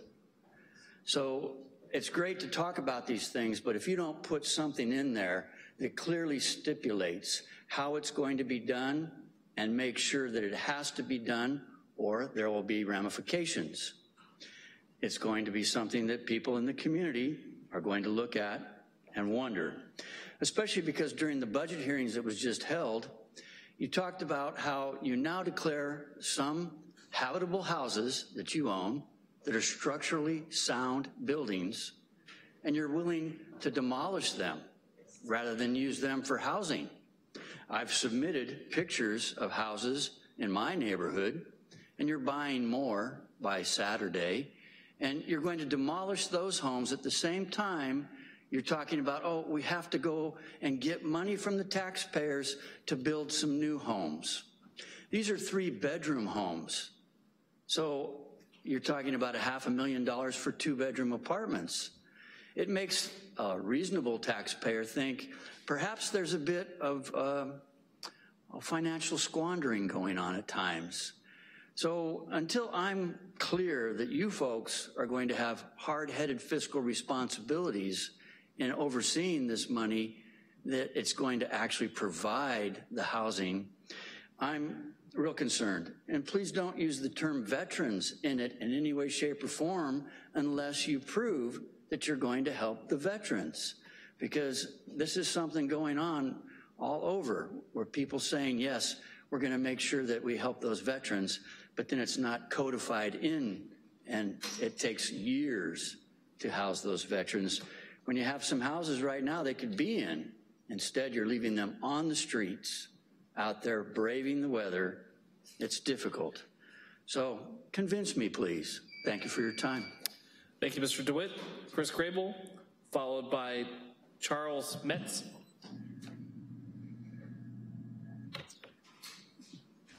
Good evening, Vice Mayor, council members. My name is Chris Grable. I'm one of the co-authors of the Housing Recovery Bond. Since the fires, I've been losing friends and their families at an alarming rate. Best friends with my 4-year-old daughter are now gone, either out of county or out of state. And it's heartbreaking for me and my family. We have declining school enrollments across the district. And this is indicative of our housing crisis. It's specifically related to housing, economic displacement related to housing, and purchasing power. If you want to talk about living wage, I appreciate those comments from earlier. I'm here to support a housing-only general obligation bond because that is the need. We have the political will for it. It's been shown by the council. It's been shown by the community overwhelmingly. There's, I think, 3 things that need to happen to really build the affordable housing we need. One is the political will, and I think we have it. We all understand that, and I'm grateful to the council and the community for really pushing that priority right now. The second thing is planning, policy, and regulatory action, which I think is also happening, and people have shown that they're willing to really look at the need and who needs housing the most right now and the rate of displacement. The third thing is funding. Funding for implementation, for actually getting it built. We've been talking about it for 20 years, and one of the missing links is the funding pool. Right now, if we can get these dollars, we can match them ambitiously. If we don't have a local match, we will not get those dollars from the state housing bond, from all these different sources, federal, state, regional. I think it's really conservative when you look at those numbers. I think we can be a lot more ambitious about our matches, especially if we have a good local funding source that is reliable. I would just really emphasize we need to build housing, affordable housing. That's what this bond does. Please, read the draft language, and really we need all of the above, all hands on deck, and I really appreciate just a focus on housing, not just because it's what's needed, but because I think, as Councilmember Sawyer alluded to, I'm not sure that infrastructure is clear to people. I also think it jeopardizes the 2/3 passage rate, and we need this funding now, both for fire survivors, for the people that are impacted adversely, and in the post-fire housing market, and for the future of this community, the schools, the children, our friends, our families. Thank you. Thank you, Mr. Grable. Charles Metz. Hi, my name is Charles Metz. I have a hosted rental in Santa Rosa where I make a room available to a guest on a short-term basis. My partner and I are retired, and we depend on the income we make from inviting people to stay in our home, which helped us make ends meet. If it were not for this meager income, we could not afford to live in the city we love. I am totally for raising the TOT if it will help where it's needed, but I would like the council to be aware that if Santa Rosa raises its TOT, it will make Santa Rosa the highest tax place to lodge in Sonoma County. Most people today search online to find hotels or hosted rentals to stay. They'll search online like on Priceline, TripAdvisor, Expedia, Kayak. If they search online for a similarly priced place to stay like Roanoke Park or Windsor, and find Santa Rosa is 5 to 8% higher, they will choose the least expensive place to stay. If you don't think this is true, how many of us drive to Costco and bypass our local gas stations because the big box store has got gas 10 cents cheaper? It's a small difference, but how many of us choose the similar item with this slightly cheaper price? It's important for guests to visit our city because, from my experience, where a guest sleeps, that's where they will eat dinner, and where a guest wakes up in the morning, that's where they will eat breakfast. What you gain in a 5% TOT hike, you will lose in combined sales tax because they opted to stay at the less expensive establishment and eat dinner and breakfast in some other city, not to mention other business or attractions that would be affected. Please don't do this. It may sound like easy money, but when tourists choose a city with less TOT, Santa Rosa will suffer far more than if you don't approve the TOT hike for voters to vote on. Thank you. Thank you, Mr. Metz. Jack Buckhorn, followed by Eileen Bill.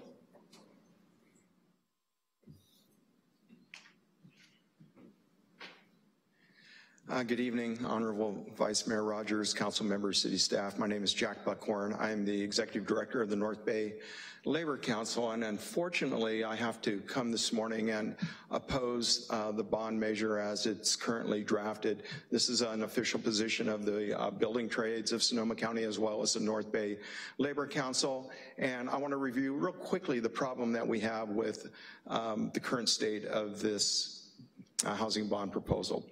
So I want to thank Councilmember Tibbetts and others who convened community leaders to work on this early on.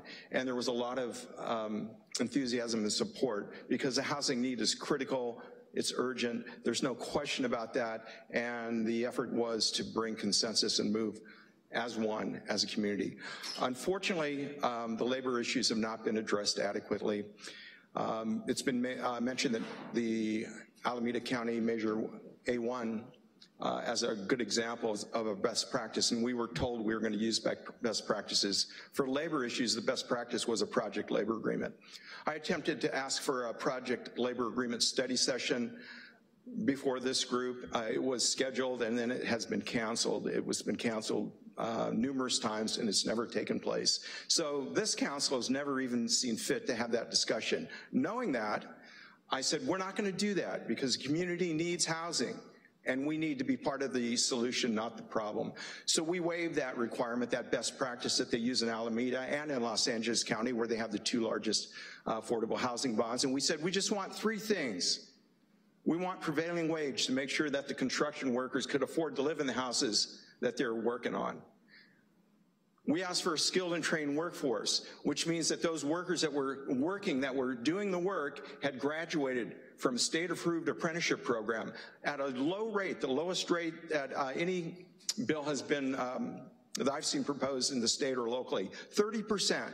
A 30%, which would also include registered apprentices. So just 30% of that workforce guaranteed that they have the training and skill. Now, let me just mention, GoBiz just came out, the Governor's Office of Business Development, with a North Bay Housing Career Pathway report, basically who's doing the training. And what it shows is that the union building trades apprenticeship programs are training 99.9% of all the apprentices in the North Bay, of those counties affected by the fire. 99.9, that's not my number, that comes from the Governor's Office of Business Development. So we've been here for the long haul. We're doing the training now. We're gonna do the training in the future, but to deny the ability of my apprentices to go to work there or prevailing wage is not acceptable for labor. And then finally, we ask that there be preferential treatment for our pre-apprentices so we can help disadvantaged communities. So unfortunately, at this point, we'll have to oppose Nelson Amended. Thank you so much, Mr. Buckhorn. And if you could send that report to the council, I think many of us would appreciate reading it. Eileen Bill, followed by Nicholas Randall. Hi, I'm Eileen Bill, and I live in Vigilite Senior Housing, and I know more people are supposed to be coming to speak about this. I've been there for about over a year, and it's a wonderful place. It's very thoughtfully planned, especially the way the housing units are located. And there are social activities, informational meetings, chair yoga, community gardens, and all things which you can participate in or not. Before I moved to Vigilite, I moved into an apartment complex 8 years ago, and when I moved in, the rent was $850. 7 years later, it was $1,350 and rising rapidly every year.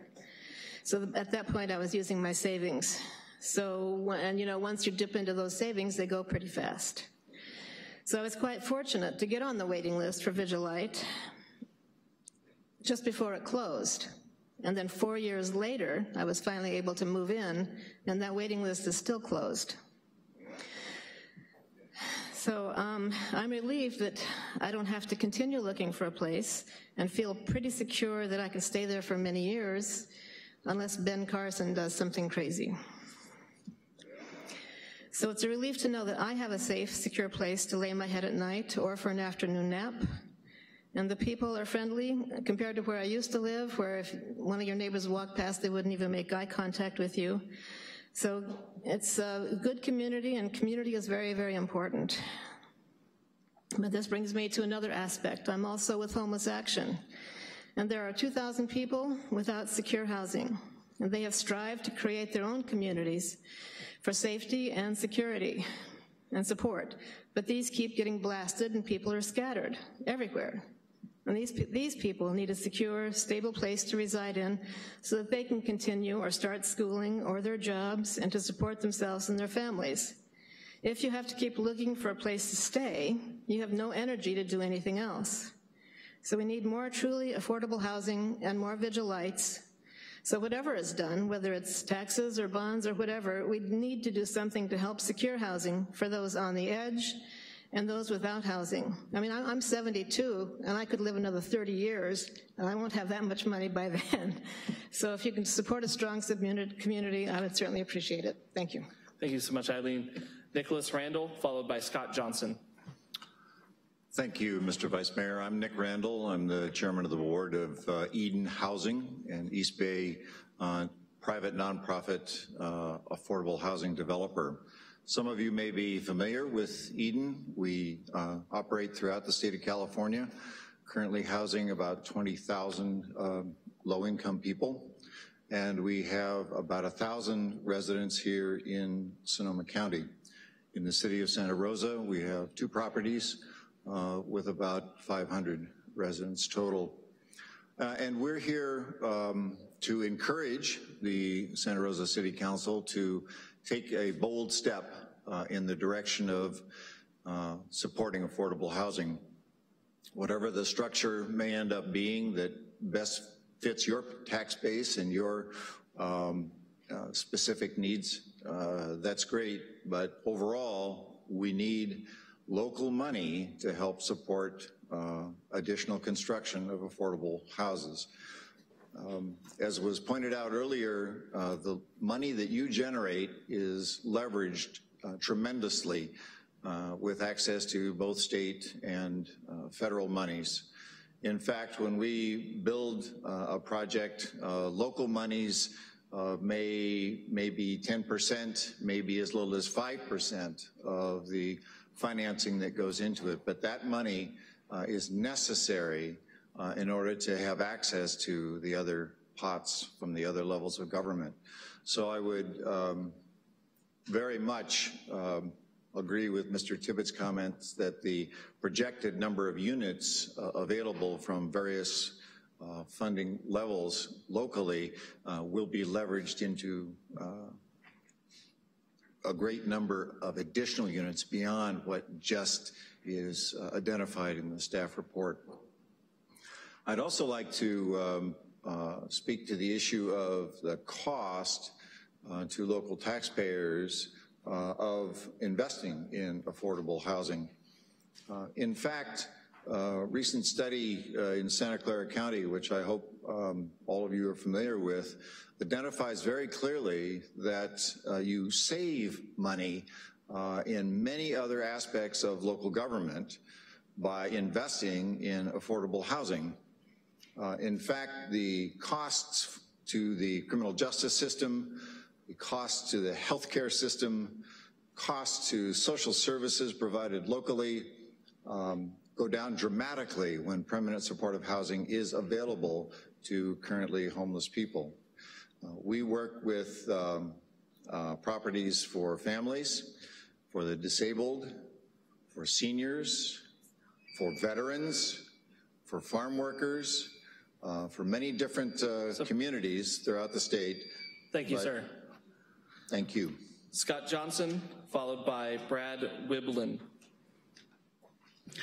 Members of the council, Scott Johnson, Director of Business Development for EAH Housing and a 30-year resident of Sonoma County. EAH is a North Bay-based affordable housing community builder, and this year we're celebrating our 50-year anniversary. So 50 years ago, many of us were quite small and young. Some of us weren't even born yet, but here we are. 50 years ago, EAH was founded by local visionary leaders who were inspired by the words and action of the Reverend Martin Luther King and the efforts to move forward equity and justice, advance civil rights, and here we are today. EAH strongly encourages the council, the visionary leaders on the Santa Rosa City Council to take bold and decisive action and transformative action by supporting a housing-only, housing-specific bond when it comes forward to you for final action. There was reference, a couple speakers made reference to the County of Alameda's A1 bond, housing bond. We can speak directly to that, as we've seen that in a couple initiatives, public-private partnership initiatives that EAH has brought forward in Emeryville and Oakland, new initiatives in Hayward that we're bringing forward, where were it not for the leverage of those local funds, those opportunities for some 350 families that we will house and that we will support in permanently affordable housing over multiple generations, those opportunities would not be there. We, again, strongly urge you that you take a prompt action as it comes forward to you for final action on a housing-specific bond. Thank you very much. Thank you, Mr. Johnson. Brad Wiblin, followed by Larry Florin. Good evening, members of the council. Thanks for this opportunity. My name is Brad Wiblin. I'm Executive Vice President with Bridge Housing. We're a regional nonprofit based in San Francisco, but have been working here in Sonoma County for 25 years or so. We continue to own and manage properties here. I know some of our residents are actually here today and some of our staff. Along with my colleagues, Eden Housing, and I see Mid-Penn is here, and EAH, Burbank. You know, there's a pretty robust nonprofit housing development sector here in Northern California. And collectively, we've been working in a lot of places. You've heard about Alameda County, Santa Clara County, San Mateo County, various cities. San Francisco led the way several years ago with a large bond measure. Los Angeles, San Diego, Portland. All these cities on the West Coast are facing the same kind of crisis that's happening here. And they've all found the path that fit their unique jurisdiction to gaining a successful vote, whether it was a sales tax increase, a TOT increase, or a general obligation bond measure. And as the prior speaker said, whatever is the right fit for your community, I think you would find that our community would come out and support financially and with bodies to actually help pass a measure. If you can craft that clear idea and put it in front of your voters, I think you'll find support, and you'll find support amongst the community of contractors and architects and the people that help create this housing to help push that along. I know that it's complicated. We heard labor at the mic earlier. This is a classic challenge that we find a way to craft in all these jurisdictions, and I'm sure you'll find a path here. We are seemingly really good at creating jobs here in Northern California, but not quite as good at creating housing. So this local money that you're contemplating is the seed capital that allows all these talented developers, these nonprofits and others, to go out and leverage really large amounts of money. And as you all know, the state of California is behind housing more than they have been forever. We're gonna have a new governor who's probably gonna be even more behind the housing front, so there's a lot of money at the state of California coming forward, and cities that have local matches are going to be the winners in that competition for state money. So I would encourage you, personally, I think the GO bond provides the most flexibility, and I'm here tonight to support that particular idea, but I would encourage you, obviously through your deliberations, to choose the best path forward for Santa Rosa. Thank you. Thank you, sir. Larry Florin, followed by Efren Carrillo. Good evening, council members, acting Mayor Rogers, and members of the council. I'm Larry Florin, CEO, president of Burbank Housing. I know I don't have to introduce myself to you because I hear from many of you on a regular basis seeking places for you to put your constituents who are desperately seeking housing. We live, breathe the housing crisis every day. You have a historic moment before you right now to be able to do something about this, and I urge you to go ahead and please take the courageous vote and move forward with a housing-only bond. You know, Burbank Housing, we have over 3,000 units here of housing here in Sonoma County, 10,000 residents. But let me tell you, we have over 15,000 people on our waiting list right now. If you ever want to see the desperation that there is in people's eyes that's for you able to find housing, come to the lobby of our offices sometime. You'll see how desperate people are to be able to look for housing. You have the opportunity to do something here. Please don't lose it. I've been working in the North Bay now for about 10 years, and when I first came to work here at Burbank, I told my colleagues there is no way that the North Bay would ever support a bond measure for affordable housing. We were part of a group called Nonprofit Housing Association of Northern California. They went out and polled before the fires to see what kind of support there was for a housing-only bond. We came back and found at that time there was 2/3 support for a housing-only bond. After the fires, we went out and polled again. We found historic levels of support. We found 74% of the people in Santa Rosa who was going to support a housing-only affordable housing bond. This is your moment to do something really historic, and I urge the council to move forward with a housing-only affordable housing bond. Thank you. Thank you, Mr. Florin. Efren Carrillo, followed by Thomas Ells. Acting Mayor Rogers, members of the City Council, Efren Carrillo, 2158 Walser Road. Here on behalf of Burbank Housing, simply want to continue to encourage the City Council to be courageous and continue to demonstrate the leadership that you have demonstrated over the last few years, particularly over the last few months since the wildfires. I think the specific actions that the council has taken, both through your internal operations and through your ordinances and policies, have demonstrated that, in fact, housing is a priority, and you're willing to act and show the residents that, in fact, housing is a priority. I would suggest that you take the recommendation from the ad hoc for a standalone housing bond measure to place before the voters here in November. Housing is a very personal issue for myself and for my family. As many of you know, our family back in 1991 became the first family in the city of Santa Rosa County to live in a Habitat for Humanity home. Completely changed our perspective and our ability to fulfill the American dream here in the United States.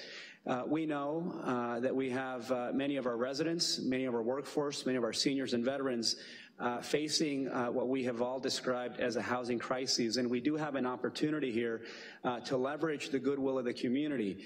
Myself as a homeowner, I'm certainly willing to tax myself to ensure that we can provide the affordable housing that is necessary for our teachers, for our first responders, for those that make our workforce, for the seniors, for many of the folks that you'll hear from today. I just want to end to our friends in labor. We have tried to work through various components of what this bond may look forward to. We want to continue to work through those issues. There is a little bit of irony, though, that we have, environmental organizations and environmental advocates getting behind affordable housing, and yet it seems that our friends in organized labor are unwilling to get there. I think we can get there, but it does take leadership and courage on behalf of the elected officials to put it before the voters and have the voters act on that. The polling is certainly there, as described by Mr. Florin, and I think described by Councilmember Tibbetts that brought it up in your last item regarding the study session. Acting Mayor Rogers would encourage once again you and the council to move forward the recommendation that the ad hoc is providing for a standalone housing only bond. Thank you. Thank you, Mr. Carrillo. Thomas Els, followed by Ronit Rubinoff. It's hard to follow Efren. He said a great deal there. I would encourage you to utilize a single purpose, whether it's referendum or initiative, however you're going to characterize it, bond measure, because number one, it doesn't confuse the public. And the other thing is sometimes they get challenged that it's not a single purpose, it must be a single purpose. If it's infrastructure, how does that actually relate to housing? So housing, we know housing's I'm an infrastructure guy, and housing is the #1 priority. I can tell you housing is the #1 priority here. The question of a bond measure that's generating $80 million versus $180 million, if you look at the TOT, that's $9 million for 6 years, $54 million. When you use $80 million, let's say you used $80 million, there's different ways to look at that. You're getting a certain amount, but what you're paying back is either the interest on top of that, which is much more, could be 2 times as much, so $160 million on $80 million, or it's actually netting less. So I don't know exactly how you're looking at it, but the point is the $54 million in an ongoing revenue stream is not gonna be diminished from your community by the interest. My point is not the $80 million, my point is looking at the $180 million. So if you look at $180 million, it could be $360 million cost. So please consider spreading the pain, if you will, but also encouraging everyone in the community to be supportive of these and choose the smaller general obligation bond, accept the TOT tax and the additional tax, which was the $2.5 million a year. If you do that, you have a diverse stream. It's stronger actually, even than particularly even if it's a general bond, although you know the TOT moves up and down, but the fact is it increases the strength. It also increases the participation of the community. And you have these other streams. You're lowering from the $43 per 100,000 to $19 per 100,000. It's pretty significant when you put that on a bond issue. And you notice that there was a significant increase in the acceptance of that in the community. And at that level, it's really important. And we can look back to the ones of the road tax issue that came and all the different ones, whether it's Smart Train and each one, very, very significant in small increments around the 2/3 majority. So, and then the other thing is you don't have to have 2/3 majority of those other taxes, the $9 million and the $2.5 million. So I would encourage you to look at all of those and also to have a single purpose. Thank you. Thank you, Mr. Els. Ronit, followed by Luz Hernandez. Good evening, Council. My name is Ronit Rubinoff. I'm the Executive Director for Legal Aid of Sonoma County. I'm here in support of a housing-only bond. I'm here on behalf of over 4,000 low-income people that Legal Aid assists every year, virtually all of whom are unstably housed or not housed at all. But I'm also here as a director of a nonprofit. We are facing a staffing crisis because of the cost of housing here. We are not alone in this struggle to attain and retain staff. If we do not take fast and bold action to support affordable housing, this community will also lose its safety net services. Thank you. Thank you, Ronit. Luz Hernandez, followed by Eileen Quintero.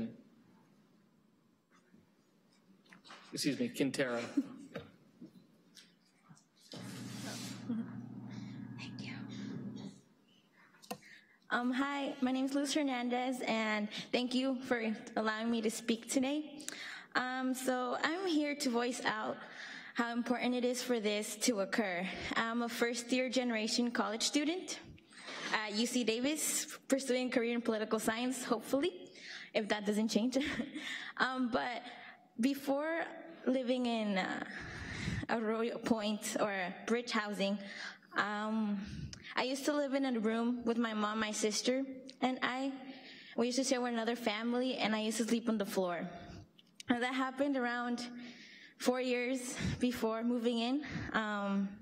So that was pretty challenging. I believed that college wasn't really an option for me. I thought that after graduating from high school, I was just gonna have to join the workforce to be able to help my mom pay for the rent.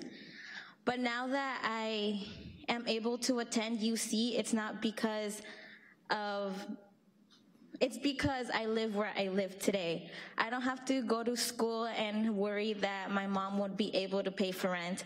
I don't have to go to school and have that burden of mine or feel selfish about not being home and have to help my mom with the rent because I know she can afford it. And I know that a lot of students can't go to school where they want to go. In fact, my best friend had to turn down a full ride scholarship to Princeton University because he had to help his dad and his mom pay for rent, or else they would have to move back to Mexico. So hearing stories like that, it's quite challenging to swallow, because not only did we lose a great leader, but he lost his dreams to become a future doctor. And it's just pretty sad to know that there are many other students that are in the same position as I am, that don't believe that they have a chance, that they have a dream to fulfill because their parents can't afford a good living space, a safe living space for them and for the rest of their family. So if you could please really consider passing this now and think about the future leaders that you will help. We really appreciate it. Thank you. Thank you. Go Aggies. Aileen Quintero, followed by Bruce Chamizo. Hello, my name is Aileen Quintero. I am a resident of Arroyo Point Apartments, and I am also a first generation here and first to graduate in my family. However, nobody prepares you, once you graduate for the reality of all the debt that you will acquire. Prior to moving into Arroyo Point, it was just me and my son living paycheck to paycheck. Eventually, I was able to move in to Arroyo Point and able to further my career, advance my career, and also be there for my son.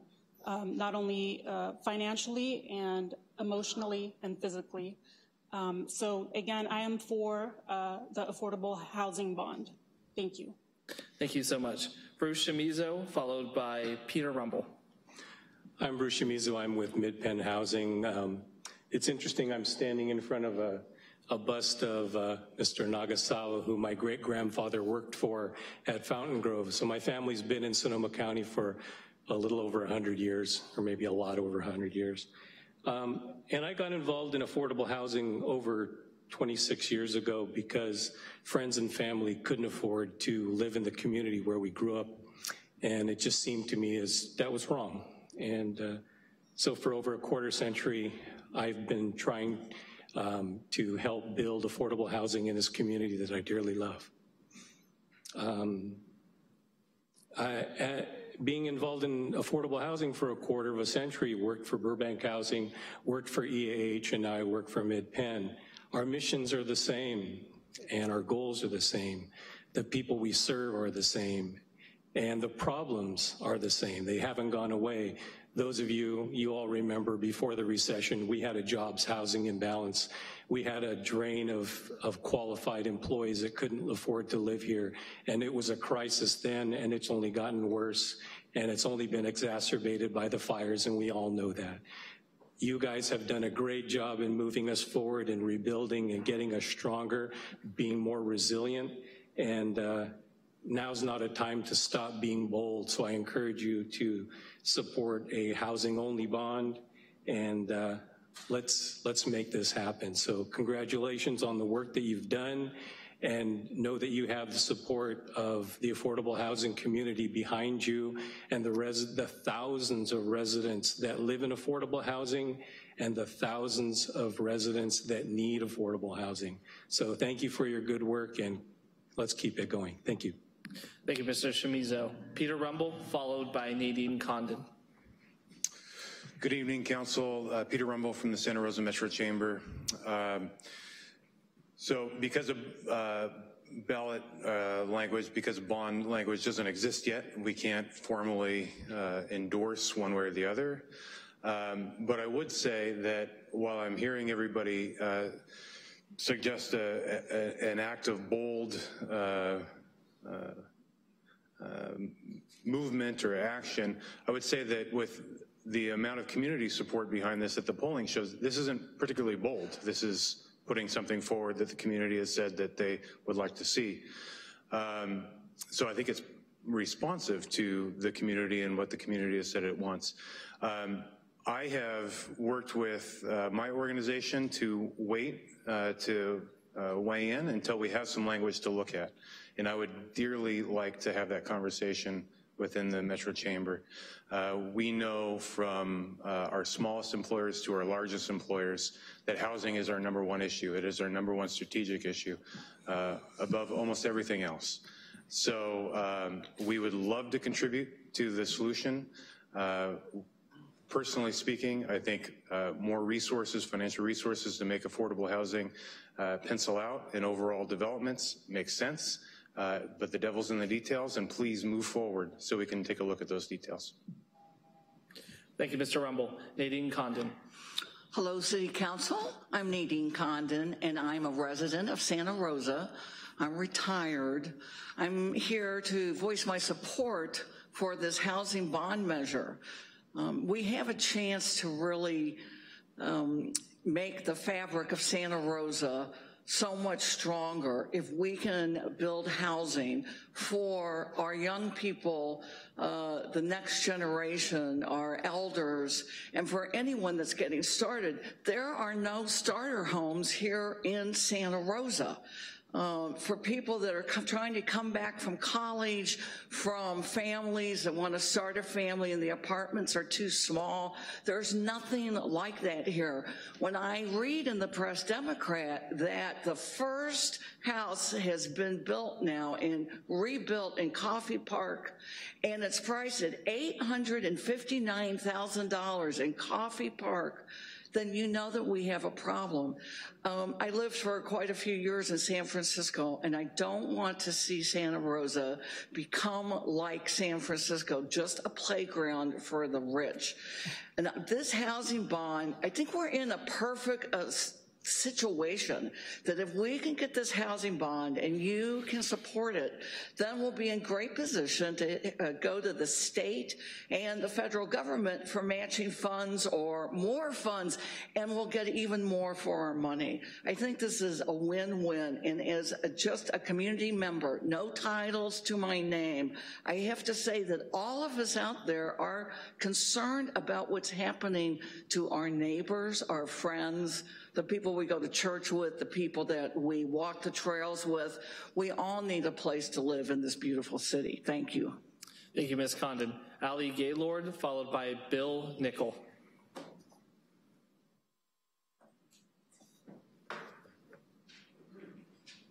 Ali? Oh. Good evening, council members. I'm Allie Gaylord, Director of Housing Development for Mid-Penn Housing. I'm here to speak in favor of a housing-only bond. Mid-Penn Housing was founded in 1970 with a mission to provide safe, affordable housing and establish stability and opportunity in the lives of residents.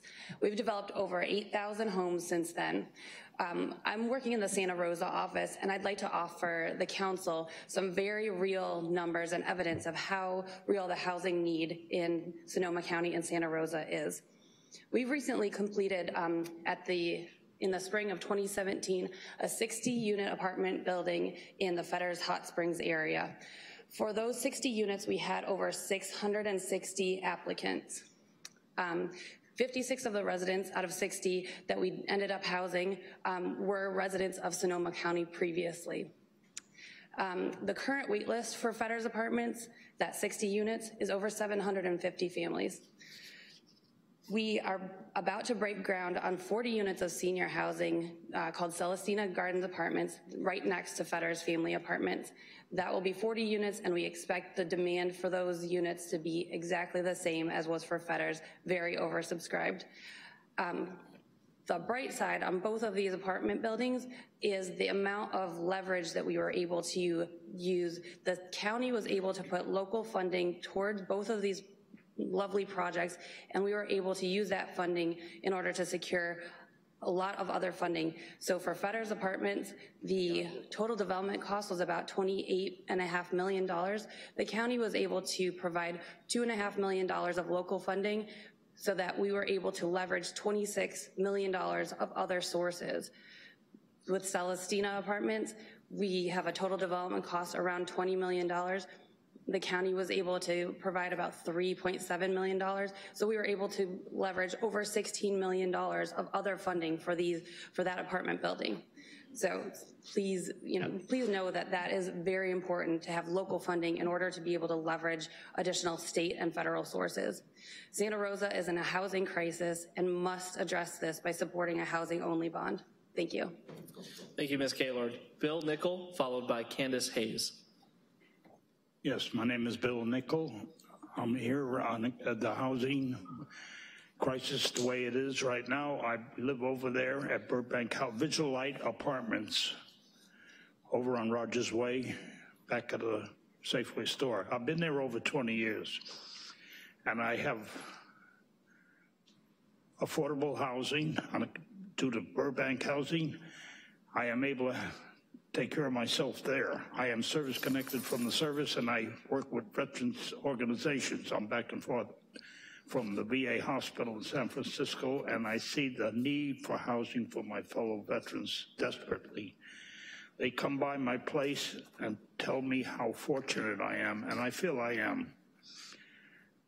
I have a few 30 or 40-year-olds that come by. This is a senior housing, though. And they also tell me how fortunate I am to have such good housing. I tell them, why don't you get on the list right now? You might qualify by the time you get there.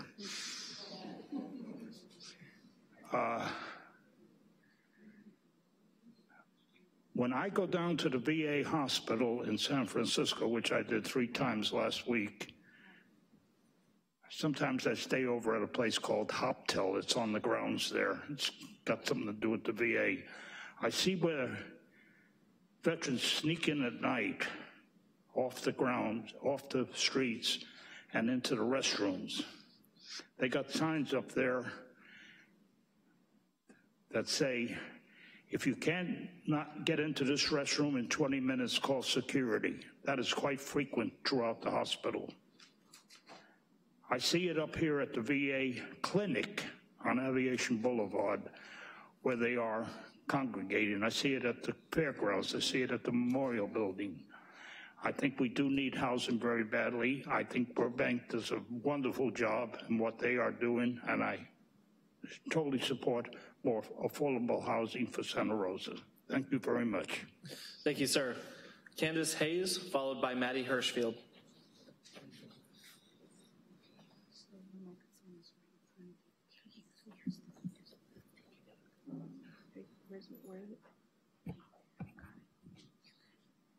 Hello, my name is Candace Hayes, and I live at the Vigilite Apartments under Burbank Housing. I'm 62 years old, and when I was 38 years old, I received a traumatic brain injury from a car accident. The car crashed through the store. I was inside. And after I got out of the hospital, I stayed at my mom's for a while, and I went to look for a little apartment. And I found a little apartment, but with Social Security, it took about 90% of my Social Security to pay for the bill and of the rent. And so when I went to the store, I had to decide if I wanted to buy cheese or shampoo. I couldn't do both. And after a couple of years, I found the Vigil Light Apartments, and I applied there. And after a couple of years again, waiting, I got in there, and it has surely changed my life. I love it there, it's beautiful. I can afford it, I have a little pocket money, and I have a built-in social community. I love it. And I go to the Earl Baum Center, and I know a lot of people there, Earl Baum Center for the Blind, and I know a lot of people there who are also looking for housing, and it's very tight right now. If you can even get on a list, the list is years long. So low-income housing is really, really important, and I want to encourage everyone who's listening to vote for it. And thank you very much. Thank you, ma'am. Maddie Hirschfield, followed by Jenny Close. Good evening, Mr. Vice Mayor and council members. I'm going to be brief. I just need to follow up on my compadre, Jack Buckhorn, and mention again that we really do believe this housing bond is very important. We know how much it's needed. It was needed before the fire. It's needed that much more after the fire. My friend Efren Carrillo, who I happen to like a whole lot, said that labor is unwilling to get on board. And that simply is not true. We worked together with all of you. We asked for a compromise. We did not ask for a complete PLA. We asked for 30%. Very, very minimal amount of skilled and trained workforce. These apprentices come out of these programs trained, not just for a good job, but for a middle class family-sustaining career. And that's what we'd like to see. We want these people to be, who are building these homes, to maybe actually be able to live in them. So we're not against it. We are totally for it. But we have to know that at least 30% of those workers will be making union wages and be able to actually maybe live in one of those homes and live where they work. That's what we're after. So the word bold was used a lot. If you really want to be bold, put this bond forward and require a 30% skilled and trained workforce. Thank you. Thank you, Ms. Hirschfield. Jenny Close. Good evening, council members. Jenny Close, Santa Rosa City Schools Board President. Tonight, I didn't come with a resolution endorsing anything because we haven't been presented with anything to endorse. But what I can bring you tonight are some facts and figures. We have some interesting information as a school district because we not only know what our numbers of students are, but when students leave, we know where they go. So we know that 817 of our students lost their homes in the fires, and we know that 400 students are gone, and 2/3 of these students have left the county, and that's left the county, a combination of left the county, left the state, left the country. So that seems to be really gone, and that should be concerning for all of us. The second number of figures I have, or facts I have for you, is that we are one of the largest employers in the city and the county, 1,600 employees. They are woefully underpaid because our state chronically and criminally underfunds our public education. This is our important workforce, and before the fires, they often discussed how they could barely make it. They could barely make it in our housing market. Another fact is that we as a school district are much too busy. School administrators who have much too many things on their plate are actually considering developing housing. So that tells you something right there about the desperate need for housing. And then the last set of facts is that I think we all know, but it's important to be reminded that the stronger our public school system, the stronger our community. You know, as a level of education rate increases and the dropout rate decreases, the crime rates go significantly down, property values go up, average wage goes up, voter turnout and community engagement goes up, the stronger the community by the stronger public education system. So we need to keep our teachers. Right now, just our district alone has about 100 openings. That's a lot of openings that we need to fill, and those are just our teachers, not including our classified staff members. So as a school board president, I can't endorse anything today. As an individual, I would say I would urge you to be bold and give me a standalone housing bond measure to bring back to our board and hope for their approval. Thanks. Thank you, Ms. Close. That was our last card for public comments, so I'm going to bring it back to the council.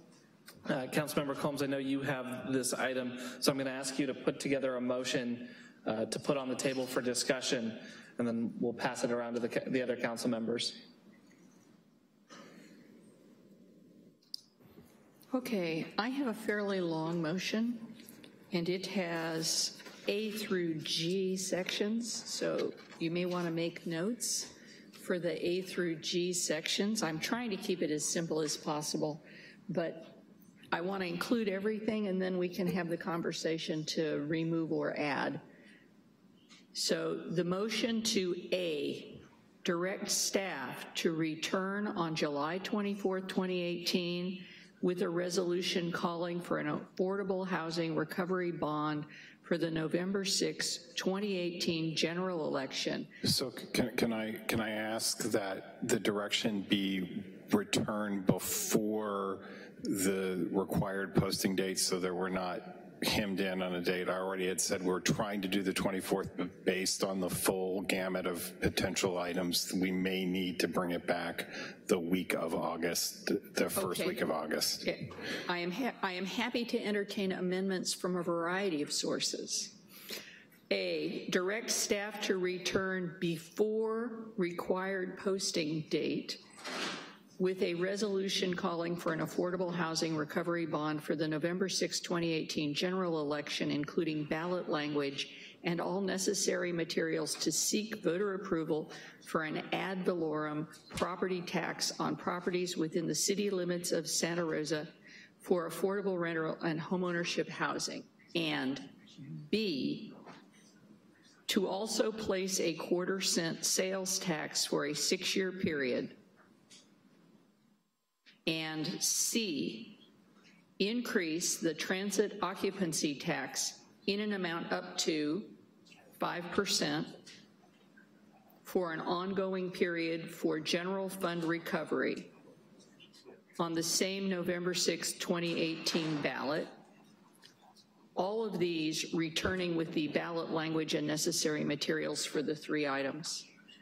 And D, to bring back polling information on dollar amount of housing bond recommendation between the $19 and $43. Bring back impact of joint or separate bond or tax for housing infrastructure. I heard many comments separate. It is my own preference that they be separate, but I think that it's worthwhile to look at the polling.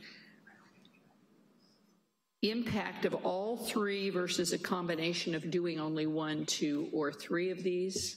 That's the polling section. E, bring back regional information on the TOT percent, including the BIA information. F, bring back an proposed amendment to include the labor issues discussed, prevailing wage, and 30% skilled and trained workforce. And G, bring back an amendment to include dollars for the preservation of existing affordable housing so that it doesn't have to be used only to build affordable rental and homeownership housing. Those are the A through G that I thought I heard.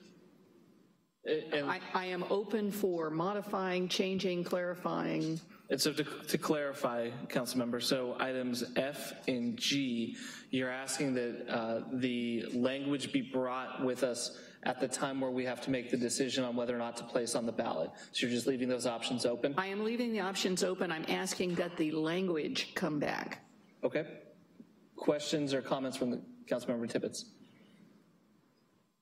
Thank you, Vice Mayor. So I've got a lot here, guys. Bear with me. Actually, really fast, let's make sure we get a second on the motion first. Second. Great. Thank you. Thank you.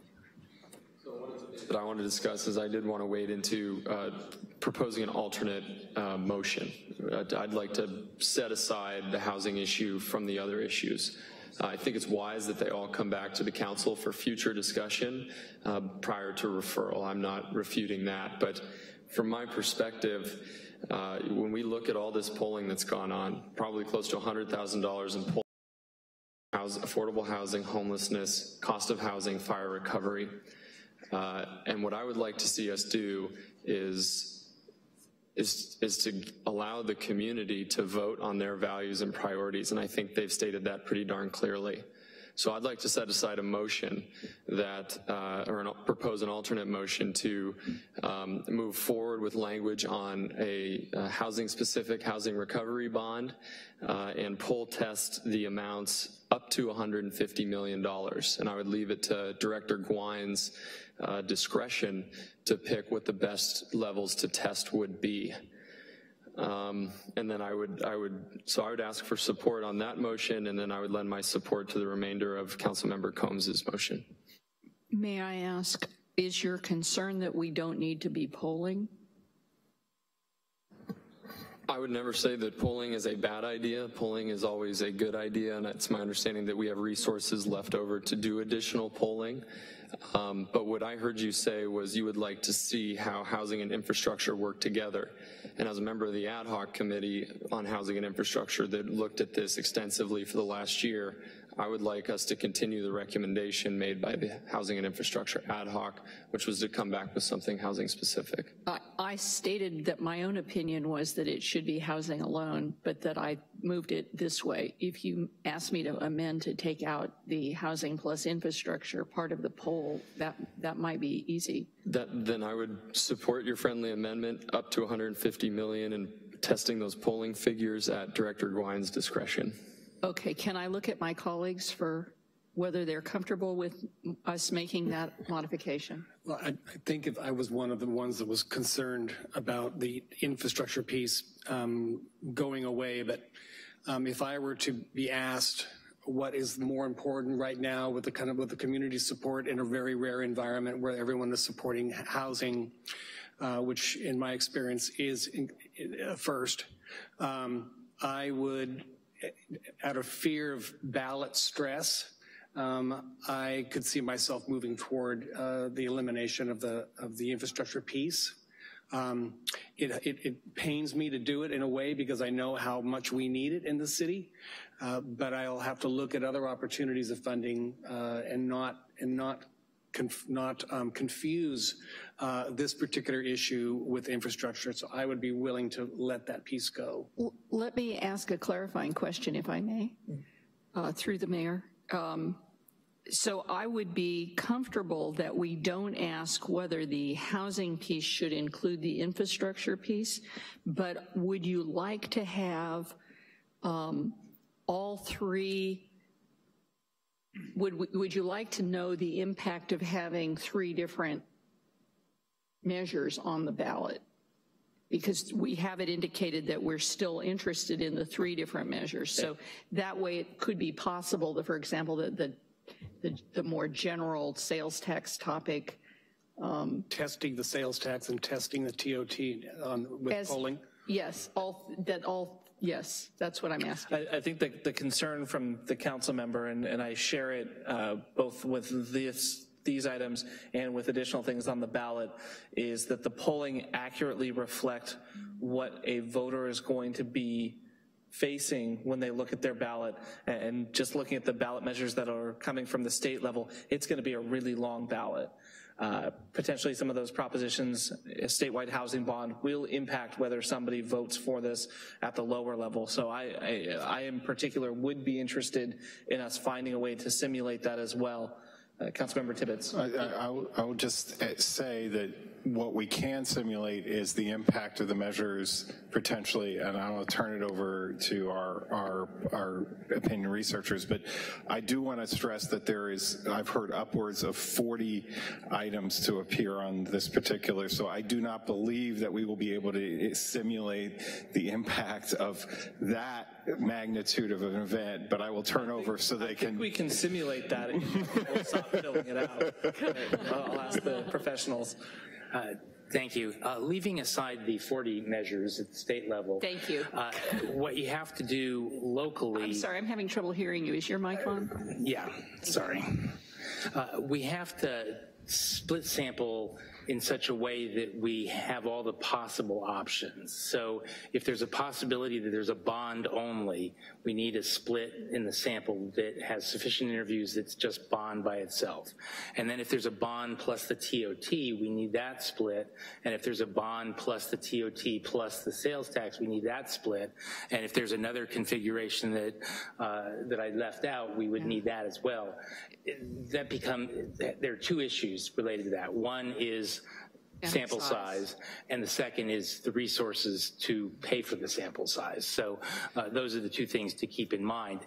If you narrow it down a little bit, if it's just going to be a bond and a sales tax versus a bond and a TOT, obviously that's only 2 splits as opposed to 3 or perhaps more. So in particular, I'm curious, because one of the things that you highlighted in the study session was that by doing a text-based approach and an email-based approach, you were able to amplify the sample size quickly, and presumably there is some level of automation in aggregating the data, and then the amount of analysis would be the same regardless of the total respondents. That's true. The caveat is there is a fatigue component to the sample, regardless of whether it is electronic or on the phone. And what we know is we just finished the survey for the city. The school district is also in the field with the survey right now. So this would be the 3rd survey of the same universe in a very short period of time. So that's gonna continue to reduce the number of people that are willing to participate. Would that show up in terms of it'd be more difficult for you to get the sample size you need, or do you think that would affect the outcome of what people are responding? It certainly has an impact on the sample size. It's harder to say if it has an impact on the accuracy of the data. But I think given the fact that we're here tonight, we don't have a questionnaire developed, we've got a little bit of time to give the universe a rest with respect to the latter of those. And obviously, we're going to have to take into account whether the school district does move forward with something. Great, thank you. Councilmember Tibbetts. Thank you, Vice Mayor. You know, my feeling with the polling is, again, it has been extensive. The polling sample size between all the firms that have been in our field saturated. I really believe that. I think that the data that we're going to get is going to continue to fluctuate 4 and 6 points on either side of right around 2/3. What I think we need to do here tonight is say, what is our priorities? What are the community's priorities? And put whatever that is forward. I would be supportive of looking into a TOT and dedicating it to infrastructure. I can tell you, since I've been out there talking to community groups about taxes in general, the sentiment is very strongly against general fund taxes right now. One of the good things about a housing bond is, per California state statute, 97% has to go to sticks in the ground housing. Voters are getting a surety in what they're investing in. 3% is only allowed to be administrative overhead. I lean towards no on a general sales tax. I think this city has a lot of them. We are very sales tax reliant in our budget, which hits us hard in the event of a recession, which could be right around the corner in this market. A TOT might be a good idea. I could be interested in seeing that going up to parity with Healdsburg, including the BIA, so we gotta bake that in. So again, I just hope that we could push this forward, and if we wanted to test the housing bond against, say, a TOT tax, maybe we can get some information there, but guys, I really don't know how much more information we can possibly get out of this sample. Councilmember Combs. If I may, I would first like to just see, I made the proposal accepting all three variations, asking for friendly amendments. So are you suggesting a friendly amendment that we remove the sales tax? And I want to see whether we have heads nodding or not. My understanding, I felt a little bit as if it was the sales tax was sort of a backup safety mechanism because it could get 50% instead of 2/3. And some of the polling results show we don't make 2/3 and others show we do on the housing bond. So I was viewing the sales tax as a kind of backup. And I would also just remind council, you have a $14.5 million deficit, and we will be bringing $7 million of cuts in the beginning of the year for you to entertain early this fall. So in absence of a sales tax measure that is going to stabilize the city for a period of time, you may be challenged to actually implement some of the programs with the reductions that are likely to follow on top of that. We delayed that with an opportunity to address revenue. So if that particular item gets left off the table, we will be going into a very expedited process to right-size this city, because you cannot next year proceed into a budget because you will have nothing left in the till. So I was trying to stay away from that particular topic, but I will just remind the council that in absence of that revenue, you will still need to go through some considerable conversations that I emphasized during budget in the early part of the fall, but it is a $14.5 million structural deficit. I would also, if I may say, I heard the council members suggest that the TOT becomes specific rather than general, to align it with the idea of having infrastructure use, and I will not accept that as a friendly amendment. I think we need to leave the TOT more general, at least at this stage. We can make it, it's my understanding, City Attorney, we can make it more specific the next round if we choose to do so, but at this point, let's move it more generally. Yes, that's true that you could make it more specific. You could make it a special designation. Right. That would then trigger the 2/3 requirement, so of course. I would prefer to leave that opportunity for us for the next meeting. Okay. Councilmember Sweathelm. Thank you. I would echo some of the terms that my colleague was mentioning, Mr. Tibbetts, about the separating the housing bond, because I think that is the most important thing, and I'm very leery of doing anything that would put that at stake, including, in spite of what the city manager said, the TOT and the sales tax. I get it. I can guarantee you any government, whatever funding stream is, we can spend that money. And I heard, Mr. City Manager, you said the word right-size it. I get that we've been through this disaster, but continuing to ask our members of the public for more, whether it be specifically for the TOT or the sales tax, at some point, I don't want to put that at risk of the housing bond, because that is number one. And I get there's consequences, but I would just ask if there's some way we could just do the standalone housing bond. If we want to package some other things to see the way the rest of our colleagues would vote on that, that would be my request of the friendly amendment. And I do also want to echo, I think we have enough information to make the decision.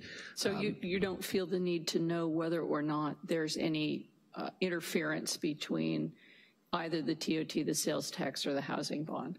I already have an opinion about that, no disrespect to the polling, but I've seen polls in the papers that this is what the polls said. Years ago, I used to take it as fact, and then you see the results are nowhere close to what the polls said. Hasn't been too good lately. So, yeah, okay. I think I have enough information to see which way I want. Let me come back to Councilmember Tibbetts. Thank you, Councilmember Rogers. You know, the other thing too is whatever the poll ends up coming back as, I guarantee you, if we're asking them, the pollster, to go out and look at how putting a TOT tax, a sales tax, and a housing bond on the ballot interplays, it's going to be negative. They're going to erode away at each other, and that's going to be especially true if on the general sales tax fund side in the ballot statement it says affordable housing and other needs. You know, all of a sudden people are picking and choosing and things aren't getting across the finish. So I think we've got to be committed in our approach forward. I had something else, but it is really fast, Mr. City Manager. I think this would be a little bit easier for the council also to understand what the potential cost of doing additional polling would be. So it's about 30, we have an estimated survey dollar amount, and it's around $30,000 for an 18-minute additional survey. If I could, that's 600 interviews. That was based on the assumption that we were going to do a bond and we were going to split sample the tax rates so we could give you an accurate idea of whether 19 or 43 was correct. If we're doing multiple taxes in multiple packages and we still have to do the tax rate issue, the sample size has to go up dramatically. Okay. Okay, so I do believe Councilmember Sweathelm had a friendly amendment. Right. If I understand it correctly, it was to take the bond issue separately and then come back and discuss the other tax measures. Is that correct? So we're taking the housing, the affordable housing recovery bond, including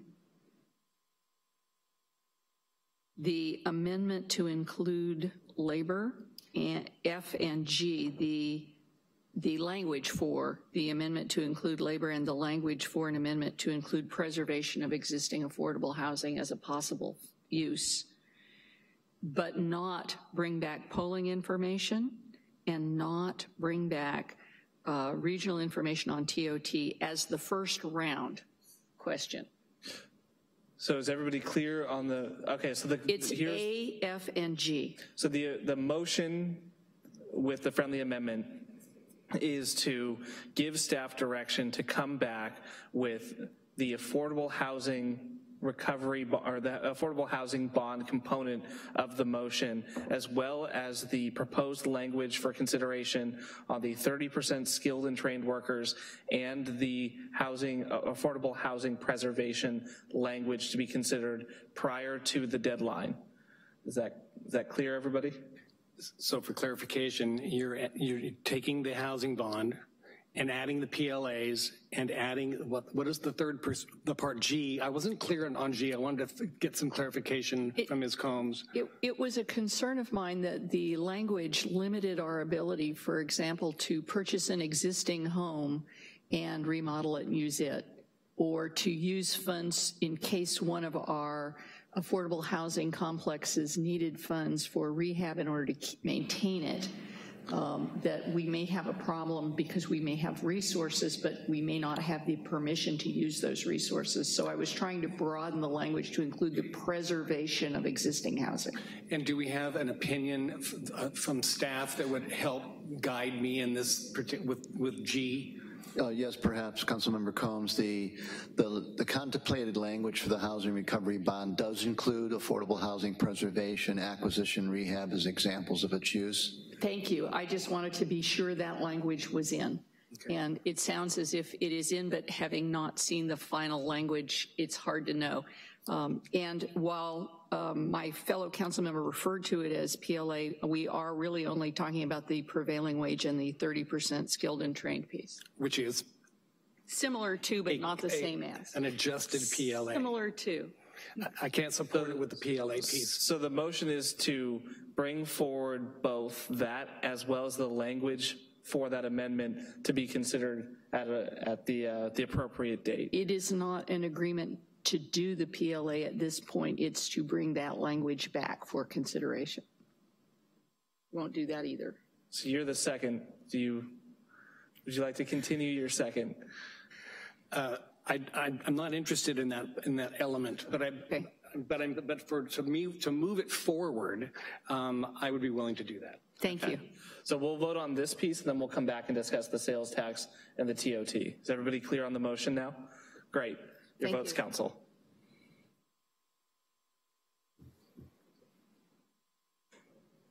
Great, and that has 6 ayes, and we will see that at the end of July. The next piece, if I may, is B, to place a 1/4-cent sales tax for a 6-year period. Do you want to include the TOT in that motion as well? No, I'm separating that out. Okay. Is there any further discussion, council? Okay, your votes. That passes with 4 ayes. Councilmember Sweathelm voting no, and Councilmember Tibbetts abstaining. Councilmember Tibbetts voting no. Do we need to do a revote? Okay, we'll revote, Council.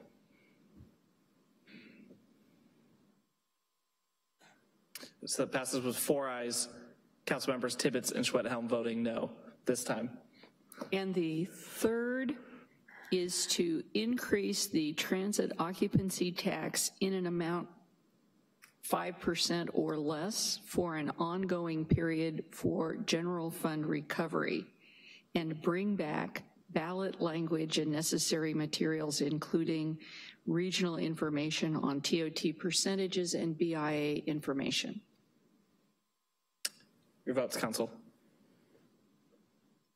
Did you need a second for that?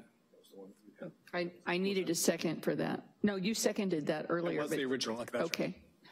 That language hasn't changed. That's right. That is 5 ayes with Councilmember Schwedhelm voting no. Thank you. So there's one more piece. Oh, I apologize. It's okay. Was it the consensus that we are not doing a poll on the dollar amount of the housing bond at the range between 19 and 43, or are we selecting a number without polling information? I'd like to do the 19 so, 43, or actually, I'd still put it in. Councilmember, can you turn on your microphone, please?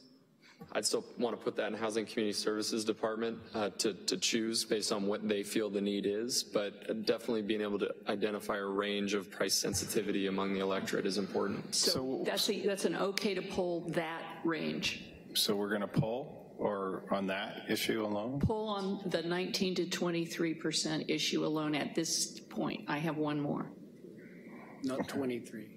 19 to 43, excuse me. So the motion is to do the poll at $19 per $1,000 assessed value and at 49. No, it's to find where in the range is the sweet spot.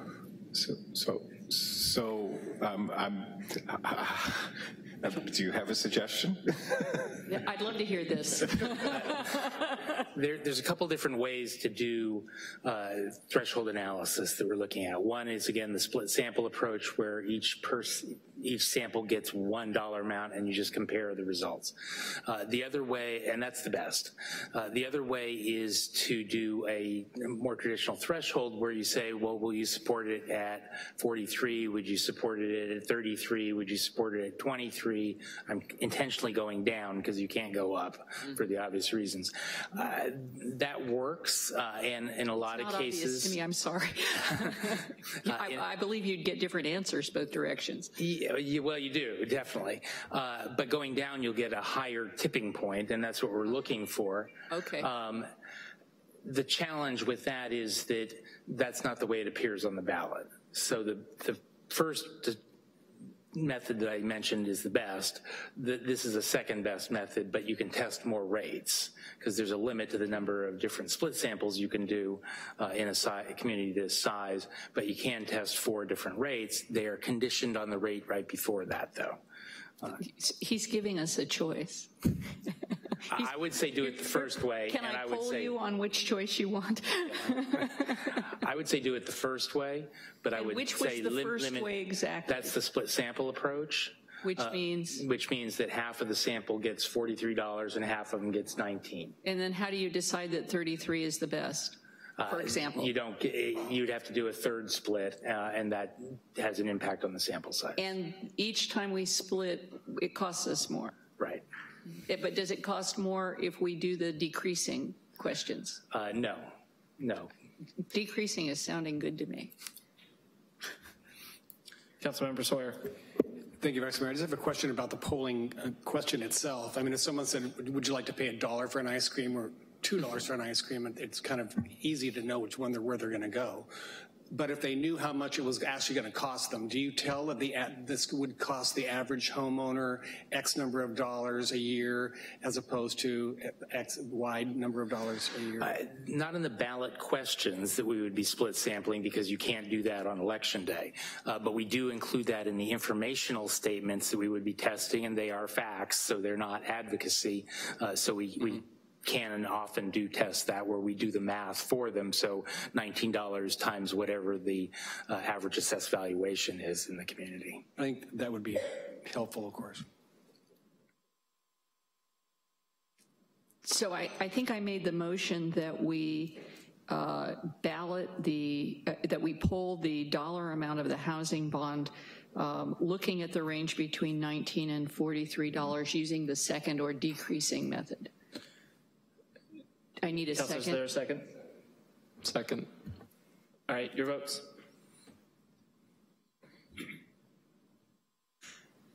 And that passes with 5 ayes, with myself voting no. Oh.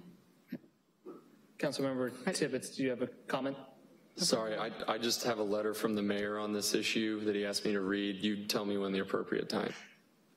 Okay, Councilmember Combs has the last item? Part of her item. The last part of the item involves polling on the impact of combinations. And what I'm hearing is that people do not really want to continue to poll on the impact of combinations. Do you want to look at the impact of the combinations in a poll or not?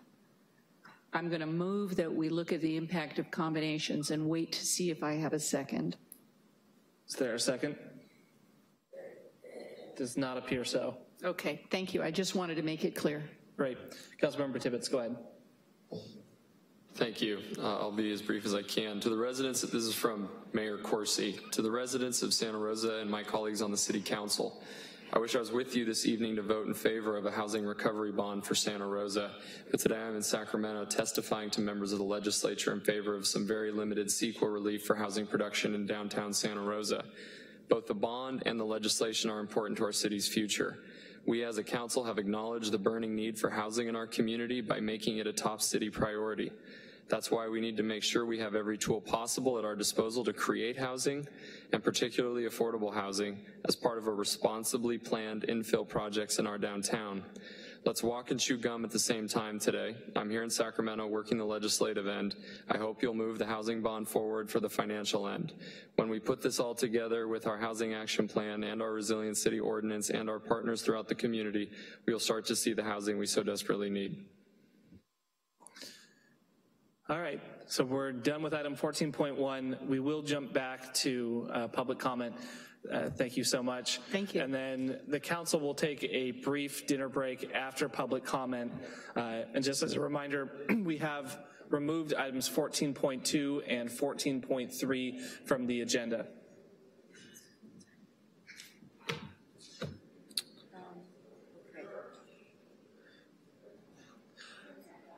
So first for public comment, we have Fred Petucha. Petucha? Is Fred here? It appears yes. He is gone. Here. Oh, and Fred will be followed by Xavier Polk. My name is Fred Petucha, resident of Santa Rosa since 1975. 21 years ago, Sister City Santa Rosa Cherkasy, along with the Veterans for Peace, a local chapter, started Climbers for Peace. Climbers for Peace had a fairly simple concept to get ordinary people from countries whose governments have been at odds with each other together, train, build trust and cooperation, and then summit a big mountain. Symbolically showing that people can overcome problems of culture and language and achieve a common goal. We have had 10 prior expeditions. We have summited iconic mountains around the world, including Olympus, the home of the gods in Greece, Elbrus, the highest mountain in Europe and southern Russia, a number of mountains in Ukraine, plus in North America, we have done Shasta, Rainier, and a few really good climbers have done Denali in Alaska. We have a goal now, a most audacious goal in terms of political risk, to go to Iran.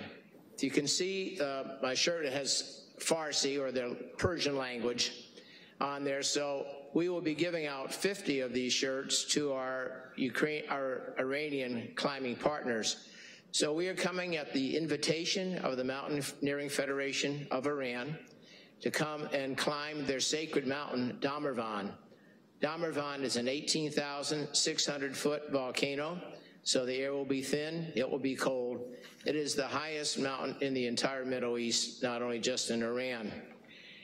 We believe that having pictures of, we'll be climbing with Iranian climbers, of all the climbers together, climbing as a team, and unfurling the American and Iranian flags at the summit of their sacred mountain, being filmed by Al Jazeera, will send a powerful visual message of cooperation.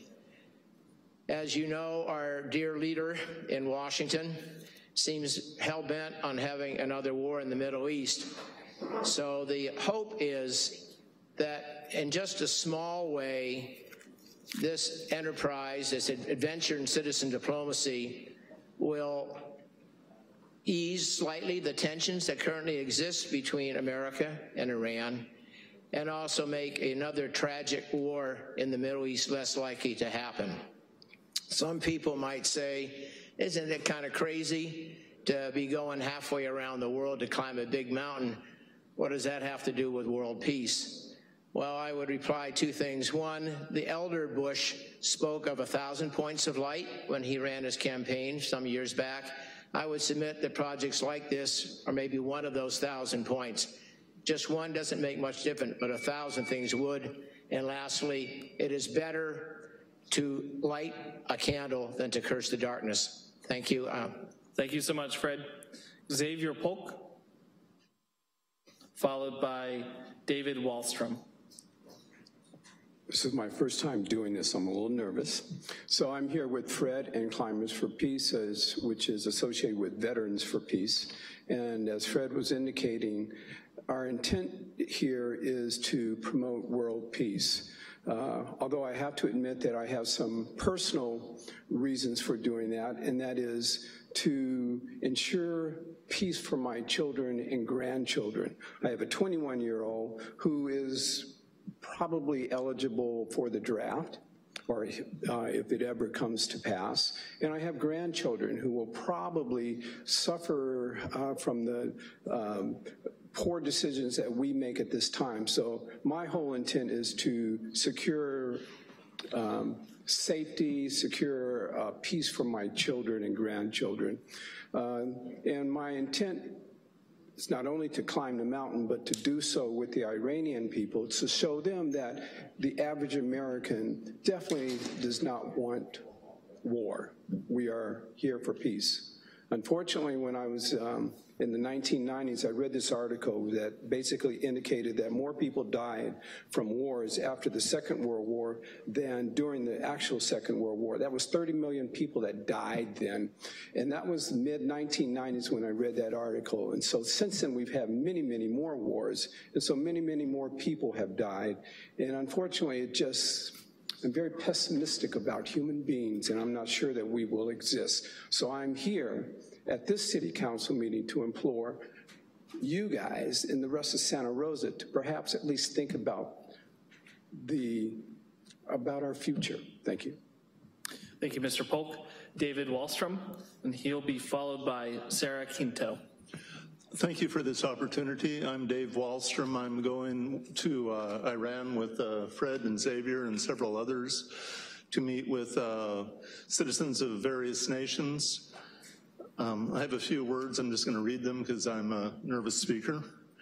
We live in a time of unparalleled bellicosity, courtesy of our dear leader, that shreds goodwill at home as well as internationally. I'm going to Iran with Climbers for Peace to resist this tide, just as protesters of war are joining in common purpose with Veterans for Peace on this trek. We go to Iran to listen, dialogue, and seek understanding and goodwill with people of this ancient civilization. Thank you. Thank you so much, Mr. Wallstrom. We have Sarah Quinto, followed by Dwayne DeWitt. Somehow Councilmember Sawyer is in the speaker queue. No, Sarah, Dwayne DeWitt, followed by Alima Silverman.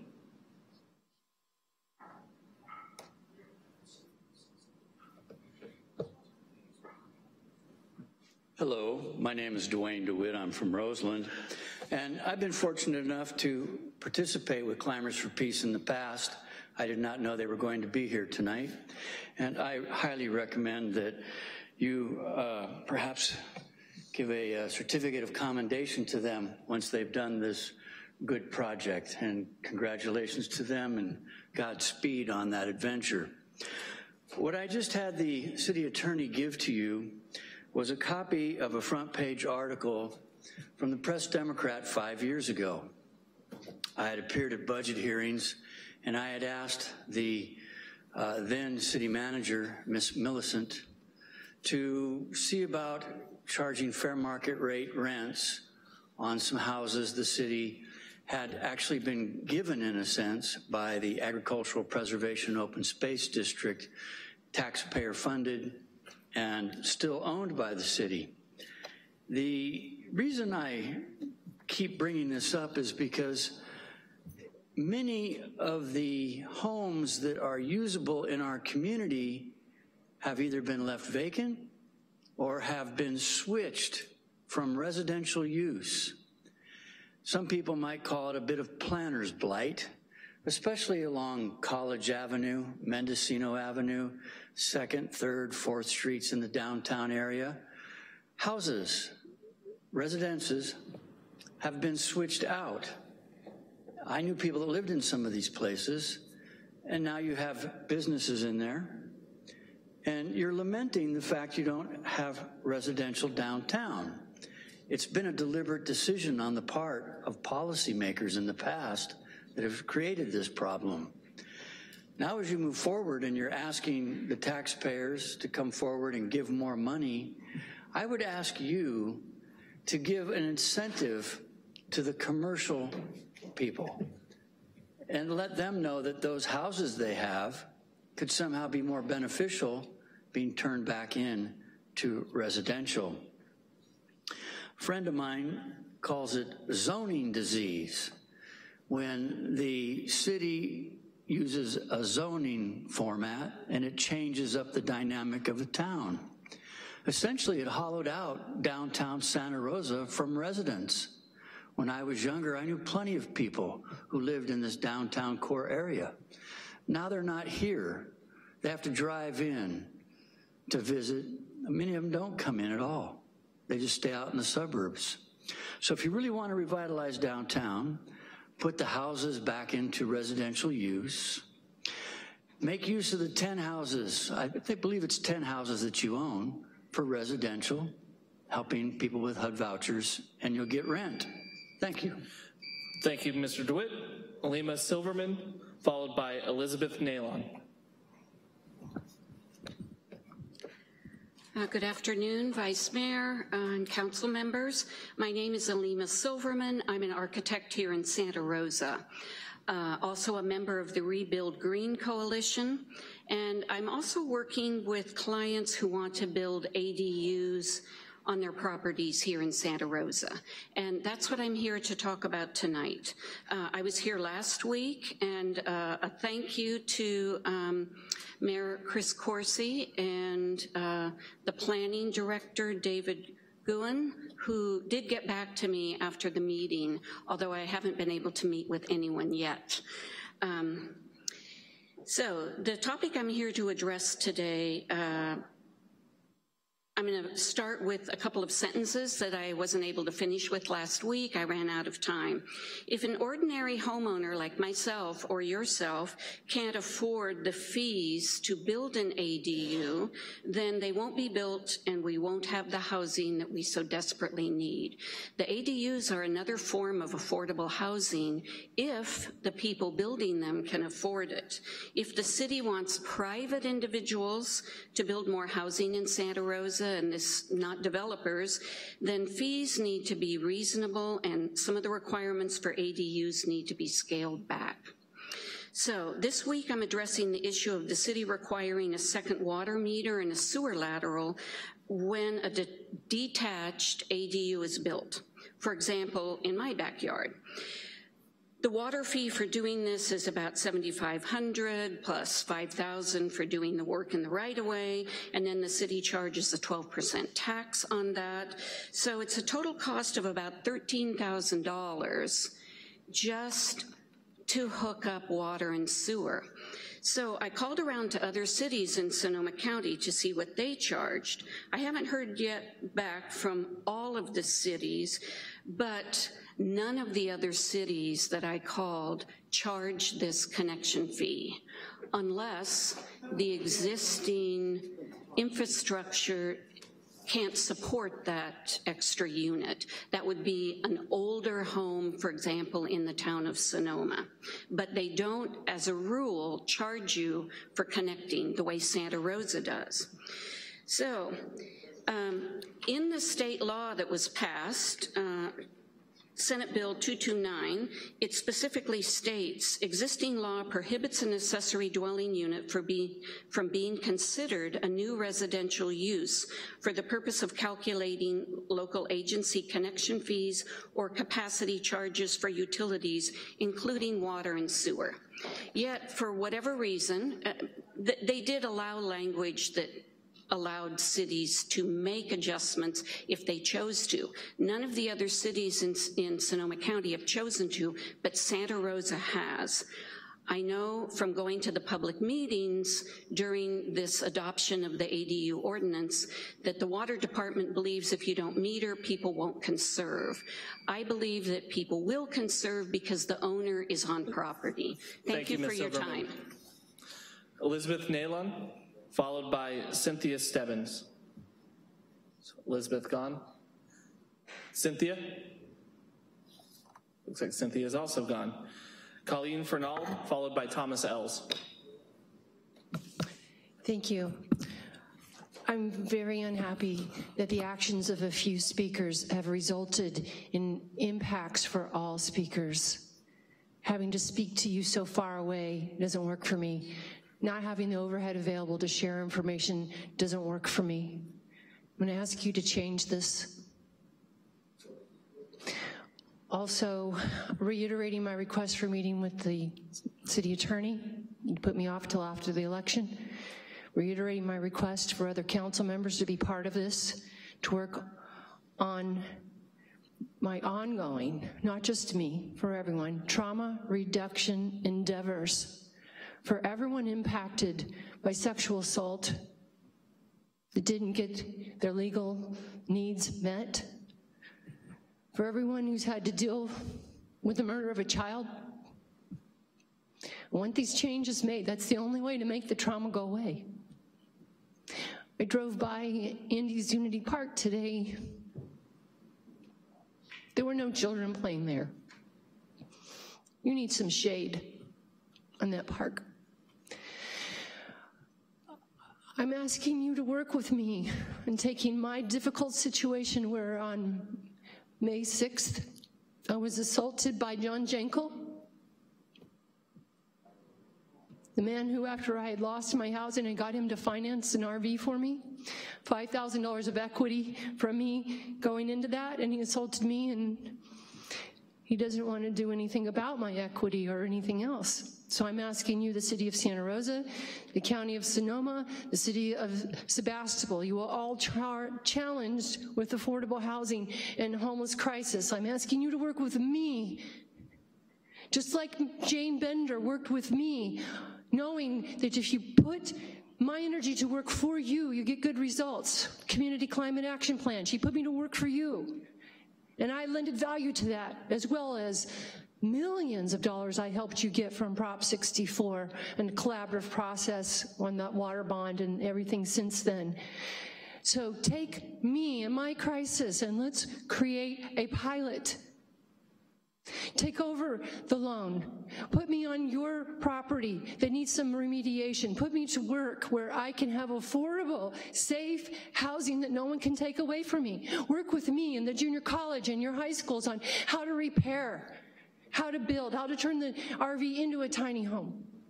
Work with me, not against me, because we know your role in obstruction of justice that led to the death of my daughter. Work with me, because I don't want our court case to go to the Supreme Court, as is being done with Andy Lopez's. I want resolution with you now. And solving the problems that I bring before you, create solutions across the county, across the nation. But we can only afford the remedies, not taxing, fining, bonds, addressing Congress. Changing the game entirely can be done with you, setting an example, using your oath, working with me, not against me. I beg you, grab your conscience. Let's roll up our sleeves and get to work, because I might be really handicapped and injured, but I can swing a hammer. In construction, not in violence. But we need to address the violence that has happened to me that's unmitigated. Please. Thank you, Ms. Fernald. Thomas Ells.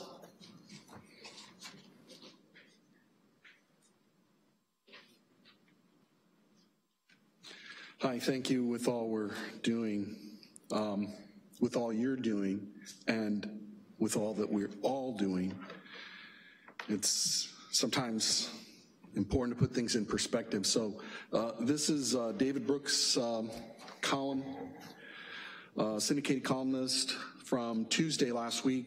Sometimes I look at these afterwards. I would have read this sooner. Defy the categories and recognize real people. One of the lessons of a life in journalism is that people are always way more complicated than you think. We talk in shorthand about Trump voters, social justice warriors, but when you actually meet people, they defy categories. Someone might be a Latina lesbian who loves the NRA, or a socialist Mormon cowboy from Arizona. Moreover, most of the actual human beings are filled with ambivalence. Most political activists I know love parts of their party and despise parts of their party. A whole lifetime of experience, joy and pain goes into that complexity, and it results, and it insults their lives to try to reduce them to a label that ignores that. And it's really interesting, if I could just point to it, what he talks about is a thing called personalism. Is a philosophic tendency built on the infinite uniqueness and depth of each person. Over the years, people like Walt Whitman, Martin Luther King, William James, Peter Morin, and Motaya became Pope John Paul II. His name Motaya. On to become have called themselves personalists. But the movement is still something of a philosophic nub. It's not exactly famous. But I can tell you that it's an area, it's what Orthodox believe. We're all individuals. God has created us individually, and we're not alike anybody else. And it's a really fascinating column. And people want to make things secular, so he doesn't talk about religion at all. I mean, personalism, it's an ism. Maybe I'll go over here to the end. Personalism demands that we change the way we structure our institutions. A company that treats people as units to simply maximize shareholder return is showing contempt for its own workers. Schools that treat students as brains on a stick are not preparing them to lead whole lives. The big point is that today's social fragmentation didn't spring from shallow roots. It sprang from worldviews that amputated people from their own depths and divided them into simplistic, flattened identities. That has to change. The revolution. Thank you so much, Thomas. Thank you. So as mentioned, the council will take a quick dinner break. Let's try to keep it to 20 minutes, council, and come back at 7:20.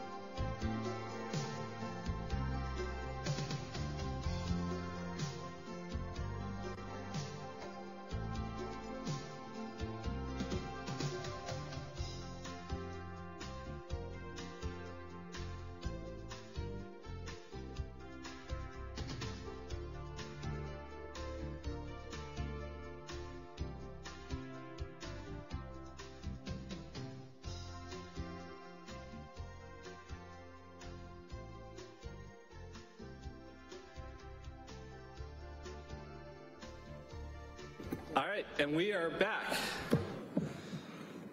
So we've got item 14.2, or excuse me, 14.4. 14.4, it's report item approval of amendment number 3 to city manager's employment agreement and introduction of ordinance to increase the compensation of the city manager by providing, effective July 8th, 2018, number 1, a 3% cost of living salary adjustment, and number 2, an increase to contribution by the city for the 2018-19 fiscal year in an amount equal to 0.25% of base wage to the city manager's retiree health savings plan for a total contribution of 0.5% of base wage. And Jeremiah Mills, our employee relations manager, is here to present. Good evening. I'm here, 14.4. Start with some background.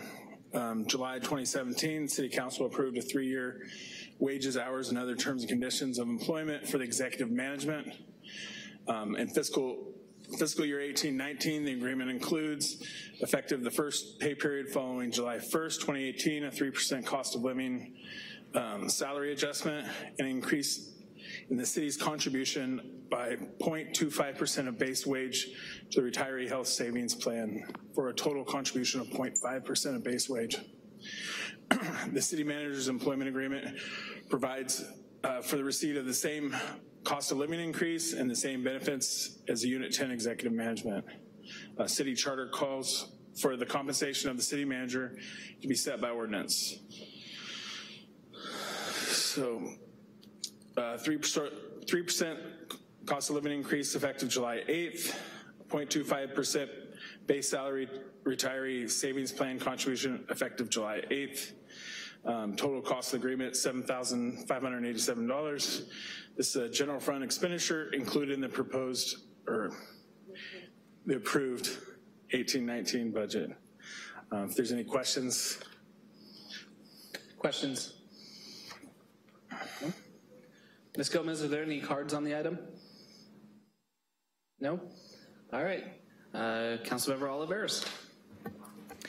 Thank you, Mr. Vice Mayor. With a resolution, the Council of the City of Santa Rosa approving amendment number 3 to the city's employment agreement with city manager to provide, effective July 8th, 2018, 1, a 3% cost of living salary adjustment, and 2, an increase in contribution by the city for the 2018-2019 fiscal year equal to 0.25% of base wage to the city manager's retiree health savings plan for a total contribution of 0.5% of base wage. And we'll wait further to read the text. Second. Your votes. That passes with 5 ayes, with Councilmember Combs gone for the rest of the day. And have a companion ordinance, introduce an ordinance of the Council of the City of Santa Rosa increasing compensation of the city manager by providing effective July 8, 2018, 1, a 3% cost of living salary adjustment, and 2, an increase to the contribution by the city for the 2018-2019 fiscal year equal to 0.25% of base wage to the city manager's retiree health savings plan for a total contribution of 0.5% of base wage, and wait further reading of the text. Second. Councilmember Tibbetts, you had a question? Just a comment. I want to say much deserved, especially in light of the last year. All right, Council, your votes. And that passes with 5 ayes as well. Item 14.5. 14.5, report, resolution approving amendment number 1 to the city attorney's employment agreement and introduction of ordinance increasing the compensation of the city attorney by providing, effective July 1, 2018, number 1, a 3% cost of living salary increase, and number 2, an increase in contribution by the city equal to 0.25% of base salary to the city attorney's retiree health savings plan for the 2018-19 fiscal year. And Jeremiah Mills again presenting. All right, well, similar to the previous item, the city attorney's employment agreement provides receipt of the same cost of living, same benefits as Unit 10. The city charter calls for the compensation of the city attorney to be set by ordinance. So we're looking at 3% cost of living increase July 8th, a 0.5 base salary retiree health savings plan contribution effective July 8th, Total cost of the agreement is $7,205. This general fund expenditure is included in the proposed 18-19 budget. Is there any questions? Council? Ms. Gomez, any cards? All right. Councilmember Sweathelm. Thank you. Move a resolution of the Council of the City of Santa Rosa approving Amendment Number 1 to the City Employment Agreement with City Attorney to provide effective July 8th, 2018, 1, a 3% cost of living salary adjustment, and 2, a contribution by the city for the 2018-19 fiscal year equal to 0.5% of base salary to the City Attorney's Retiree Health Savings Plan. Waive further reading of the text. Second. Your votes?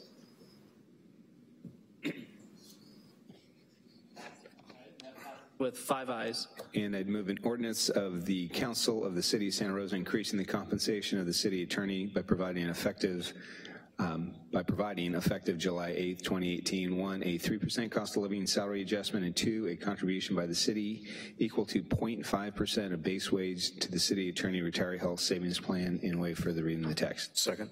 And your votes?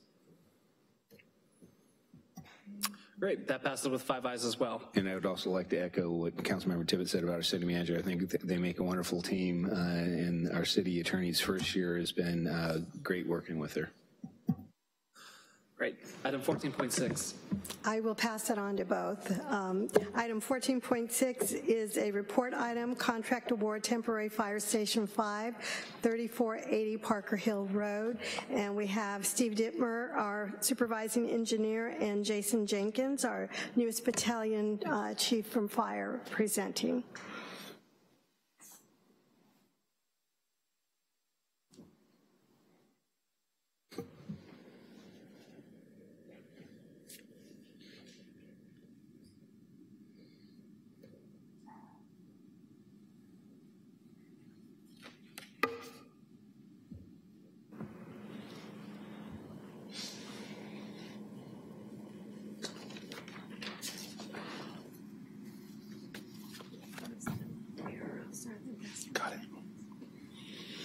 Vice Mayor Rogers, members of the City Council. On October 9th, 2017, Fire Station 5 on Newgate Court, serving the Fountain Grove area, and the former Fire Station 5 at 3480 Parker Hill Road were destroyed in the Tubbs fire. Since that time, the closest fire station serving the Fountain Grove area is the Fire Station 11 on Lewis Road. The former Fire Station 5 site on Parker Hill Road was selected as the preferred site of a temporary fire station, since a permanent fire station will not be rebuilt on this site, and the temporary fire station can be operated without interruptions from construction of a permanent station. On February 6th, the council approved a use agreement for use of a temporary modular fire station and apparatus tent owned by the Menlo Park Fire Protection District. Site improvements are necessary to utilize the modular building and apparatus tent. This is an aerial view of the site showing the outline of the existing concrete slab, driveway, and parking area. And then where the temporary facilities will be located. Design, construction, project management, and inspection, and furnishing the temporary fire station is estimated to cost $1 million and is proposed to be funded from insurance proceeds. The project was advertised on May 23rd and bids were received on June 12th. A total of 3 bids were received, ranging from $574,000 to $836,000. The low bid was 14.8% over the engineer's estimate. The low bidder, Oak Grove Construction, possesses a valid contractor's license of the required class.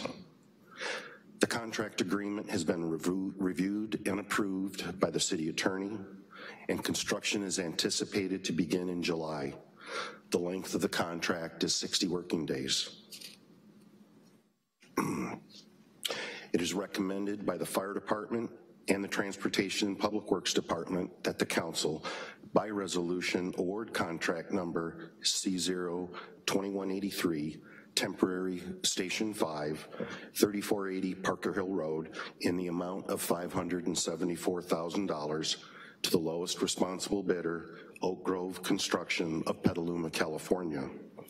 Approve a 15% contract contingency, authorize a total contract amount of $660,100, and authorize the Chief Financial Officer to increase the appropriation of funds by $1 million for the project. This concludes staff's presentation. I'd be happy to answer any questions the council may have.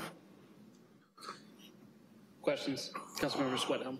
Thank you. Yeah, just a couple. Regarding the insurance money, do we have that money in hand, or any costs would they be billed to the insurance company? Because we keep hearing the delayed, and with some of the rebuild folks, the money is not easily obtainable. I'm just interested about how that's going to work for the city. Okay. We have received payment for that. So on our insurance policies, we actually have received some payments, and that is one that we have received. Okay, and is it the insurance proceeds from what was on Parker Hill, or is it combining what was on Parker Hill with what was Engine 5? Parker Hill. Just Parker Hill. Mm-hmm. Okay, and I also remember this council talking about some different opportunities on that site, specifically in the parking lot, and there were some ADA issues regarding the slope. Have those issues been mitigated? Yes, so the design for all the site improvements there to accommodate the station would be ADA accessible. Great, thank you. Anyone else? Any cards? Great, Mr. Sawyer. Thank you, Vice Mayor. So I will introduce a resolution of the Council of the City of Santa Rosa awarding contract number C02183 to Oak Grove Construction Company Incorporated of Petaluma, California, for construction of temporary Fire Station 5 and authorizing the Chief Financial Officer to increase the appropriation of funds to General Ledger Key 05096 for the project to wait for the reading. Second. Your votes? And that will pass with 5 ayes. 14.7. 14.7 is report item, urgency ordinance, Resilient City Combining District, and Gabe Osborne, Deputy Director of Development Services, and Bill Rose, Supervising Planner, presenting. That's yours. Yeah.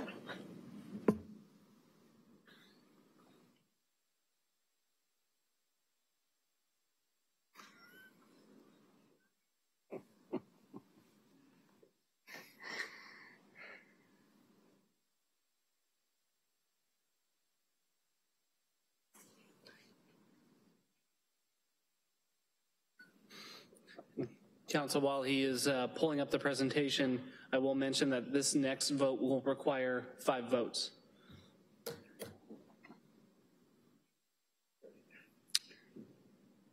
So we got you right. Me, huh? So this is what happens when we give John food. Gets punchy. Mr. Vice Mayor and members of the council, thank you. The item before the council tonight is an urgency ordinance, and it is to allow encroachments into public and private easements for properties located within the rebuild area. The presentation is going to be 2 parts, so I will cover the planning aspects, and then I'm going to turn it over to Gabe Osborne from engineering, who will talk about the types of encroachments that will be considered and the review process and the review authority for those encroachments. So we all know back in October of 2017, the wildfires raced through Santa Rosa and caused severe destruction. Later that month, the council adopted the urgency ordinance, the Resilient City Urgency Ordinance, and that was intended to facilitate the rapid redevelopment of those areas. So the zoning code allows encroachments into setbacks, front, side, and rear setbacks. And those encroachments are for things like cantilevered structural elements, bay windows, eave overhangs, and chimneys. And in those setbacks, you will often see easements for utilities. The setbacks are kind of the natural location for things like underground utilities, overhead utilities, so you'll frequently see easements in those locations. But whereas the zoning code allows encroachments into setbacks, it does not allow encroachments into easements. So in those situations where you have a setback that also has an easement, you have an issue. And those are an outright prohibition. There is no feature that is allowed in an easement. And we have the zoning code section referenced there in the second bullet. So the issue is that in the Resilient City Combining District, the idea was to allow the rebuild of homes that were, as they were constructed, they could be replaced in kind. But there are situations where you have easements in setbacks and you had historic encroachments that we now cannot allow. So that's why we are here tonight, is to ask for a zoning code text amendment to modify this provision. So with that, I'm going to turn it over to Gabe. Good evening, Vice Mayor Rogers and members of the council. As Mr. Rose mentioned, this is dealing with encroachments into easements, and this is one of the issues we discovered as we started seeing submittals in the fire area. So what we learned is, although prohibited today, when they were originally constructed, the overhangs did exist. So we typically found that foundations of homes were built up to the edge of the easement, and it's very typical for a roof overhang to the tune of about 2 feet to overhang. So we currently have 3 of these going through the process, so we wanted to run this through as an urgency ordinance to address those 3, but we also wanted to address any future occurrences and carve out a simpler path. So the slide we see in front of us right now is an example of a storm drain. So what we normally do is we try to put public improvements in the roadway whenever possible, simply due to the ease of maintenance. Unfortunately, gravity systems that cause water to go downhill sometimes in flatter areas do need to go through private property. So what we see in front of us, the blue line is a storm drain pipe, and that is a public storm drain, and we can see that's actually affecting 2 parcels that it goes through. So the installation of that storm drain results in easement dedications on the property. So what we see, this is actually affecting lot 9. This is one of the cul-de-sacs. The red line shows the boundary of the easement, and they typically measure from a property line in. So they don't encumber 2 adjacent properties, they typically encumber 1. So the individual that owns this parcel has essentially a 10-foot setback on one side of the yard, where the normal setbacks would have given 5 feet potentially based on the zoning. We see the same situation mimics itself on the other cul-de-sac, and really what it results to, if we go by the strict letter of the code currently, is that the house has to push back 2 feet. So this goes against some of our original proposals to allow people to build back in the same footprint. What it also causes struggles with is for individuals that want to use the master plan concepts being proposed by some of the larger developers. Those are very width dependent, we found, and there's only a few of them, and they either fit or they don't. So a lot of the ordinances and solutions we've brought forward were to give a little more flexibility with the width. So this is fairly critical to that. So the solution we're presenting today involves a proposal that gives the authority to the city engineer to make a determination on this front. And what we want to do in the rebuild is simply honor the fact that individuals had encroachments before, and as long as they're not expanding that, we want to give them back that. So this gives the city engineer the determination and the ability to review and make that decision. Determining whether or not it existed is going to be a little challenging with some of these. We don't always have the old plan. We'll have to rely on aerials. We will make our best determination that it did exist.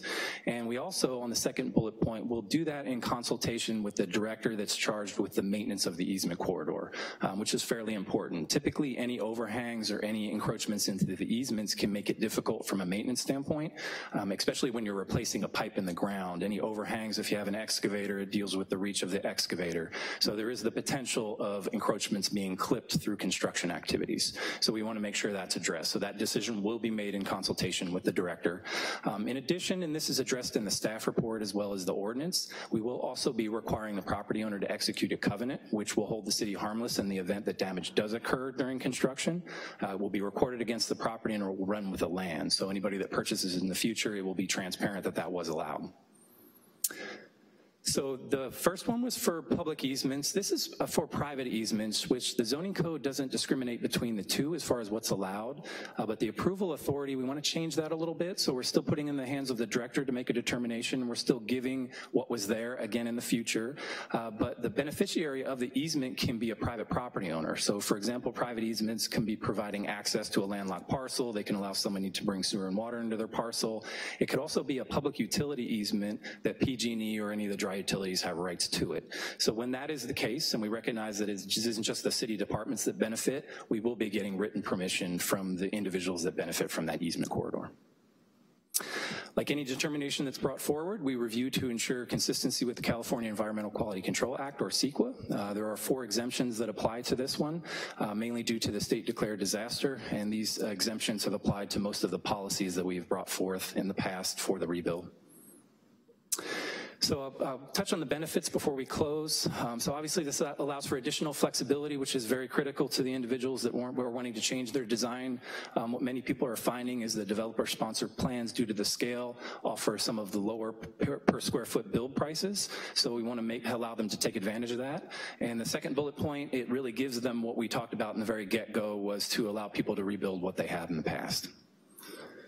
So in conclusion, I'd like to simply close by restating the recommendation. So we are recommending to amend section 20-28.100 of the Santa Rosa City Code, RC Combining District, to grant the city engineer and director of planning and economic development authority to improve the installation of any structure proposed to overhang an existing public or private service or access easement when it can be shown that the encroachment existed before the fire and no expansion of the structure is proposed.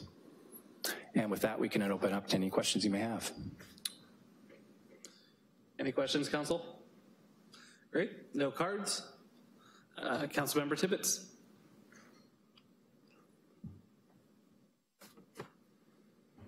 Give me a minute here, forgive me.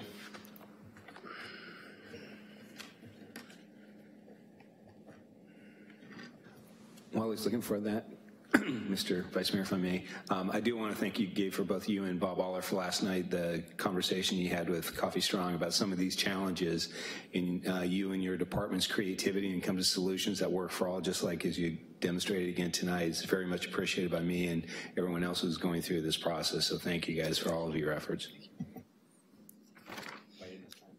Almost, thanks for trying. I'm used to my little Post-it note in here. 14.6, 14.7, here we go. And I just want to also say something before I move this ordinance.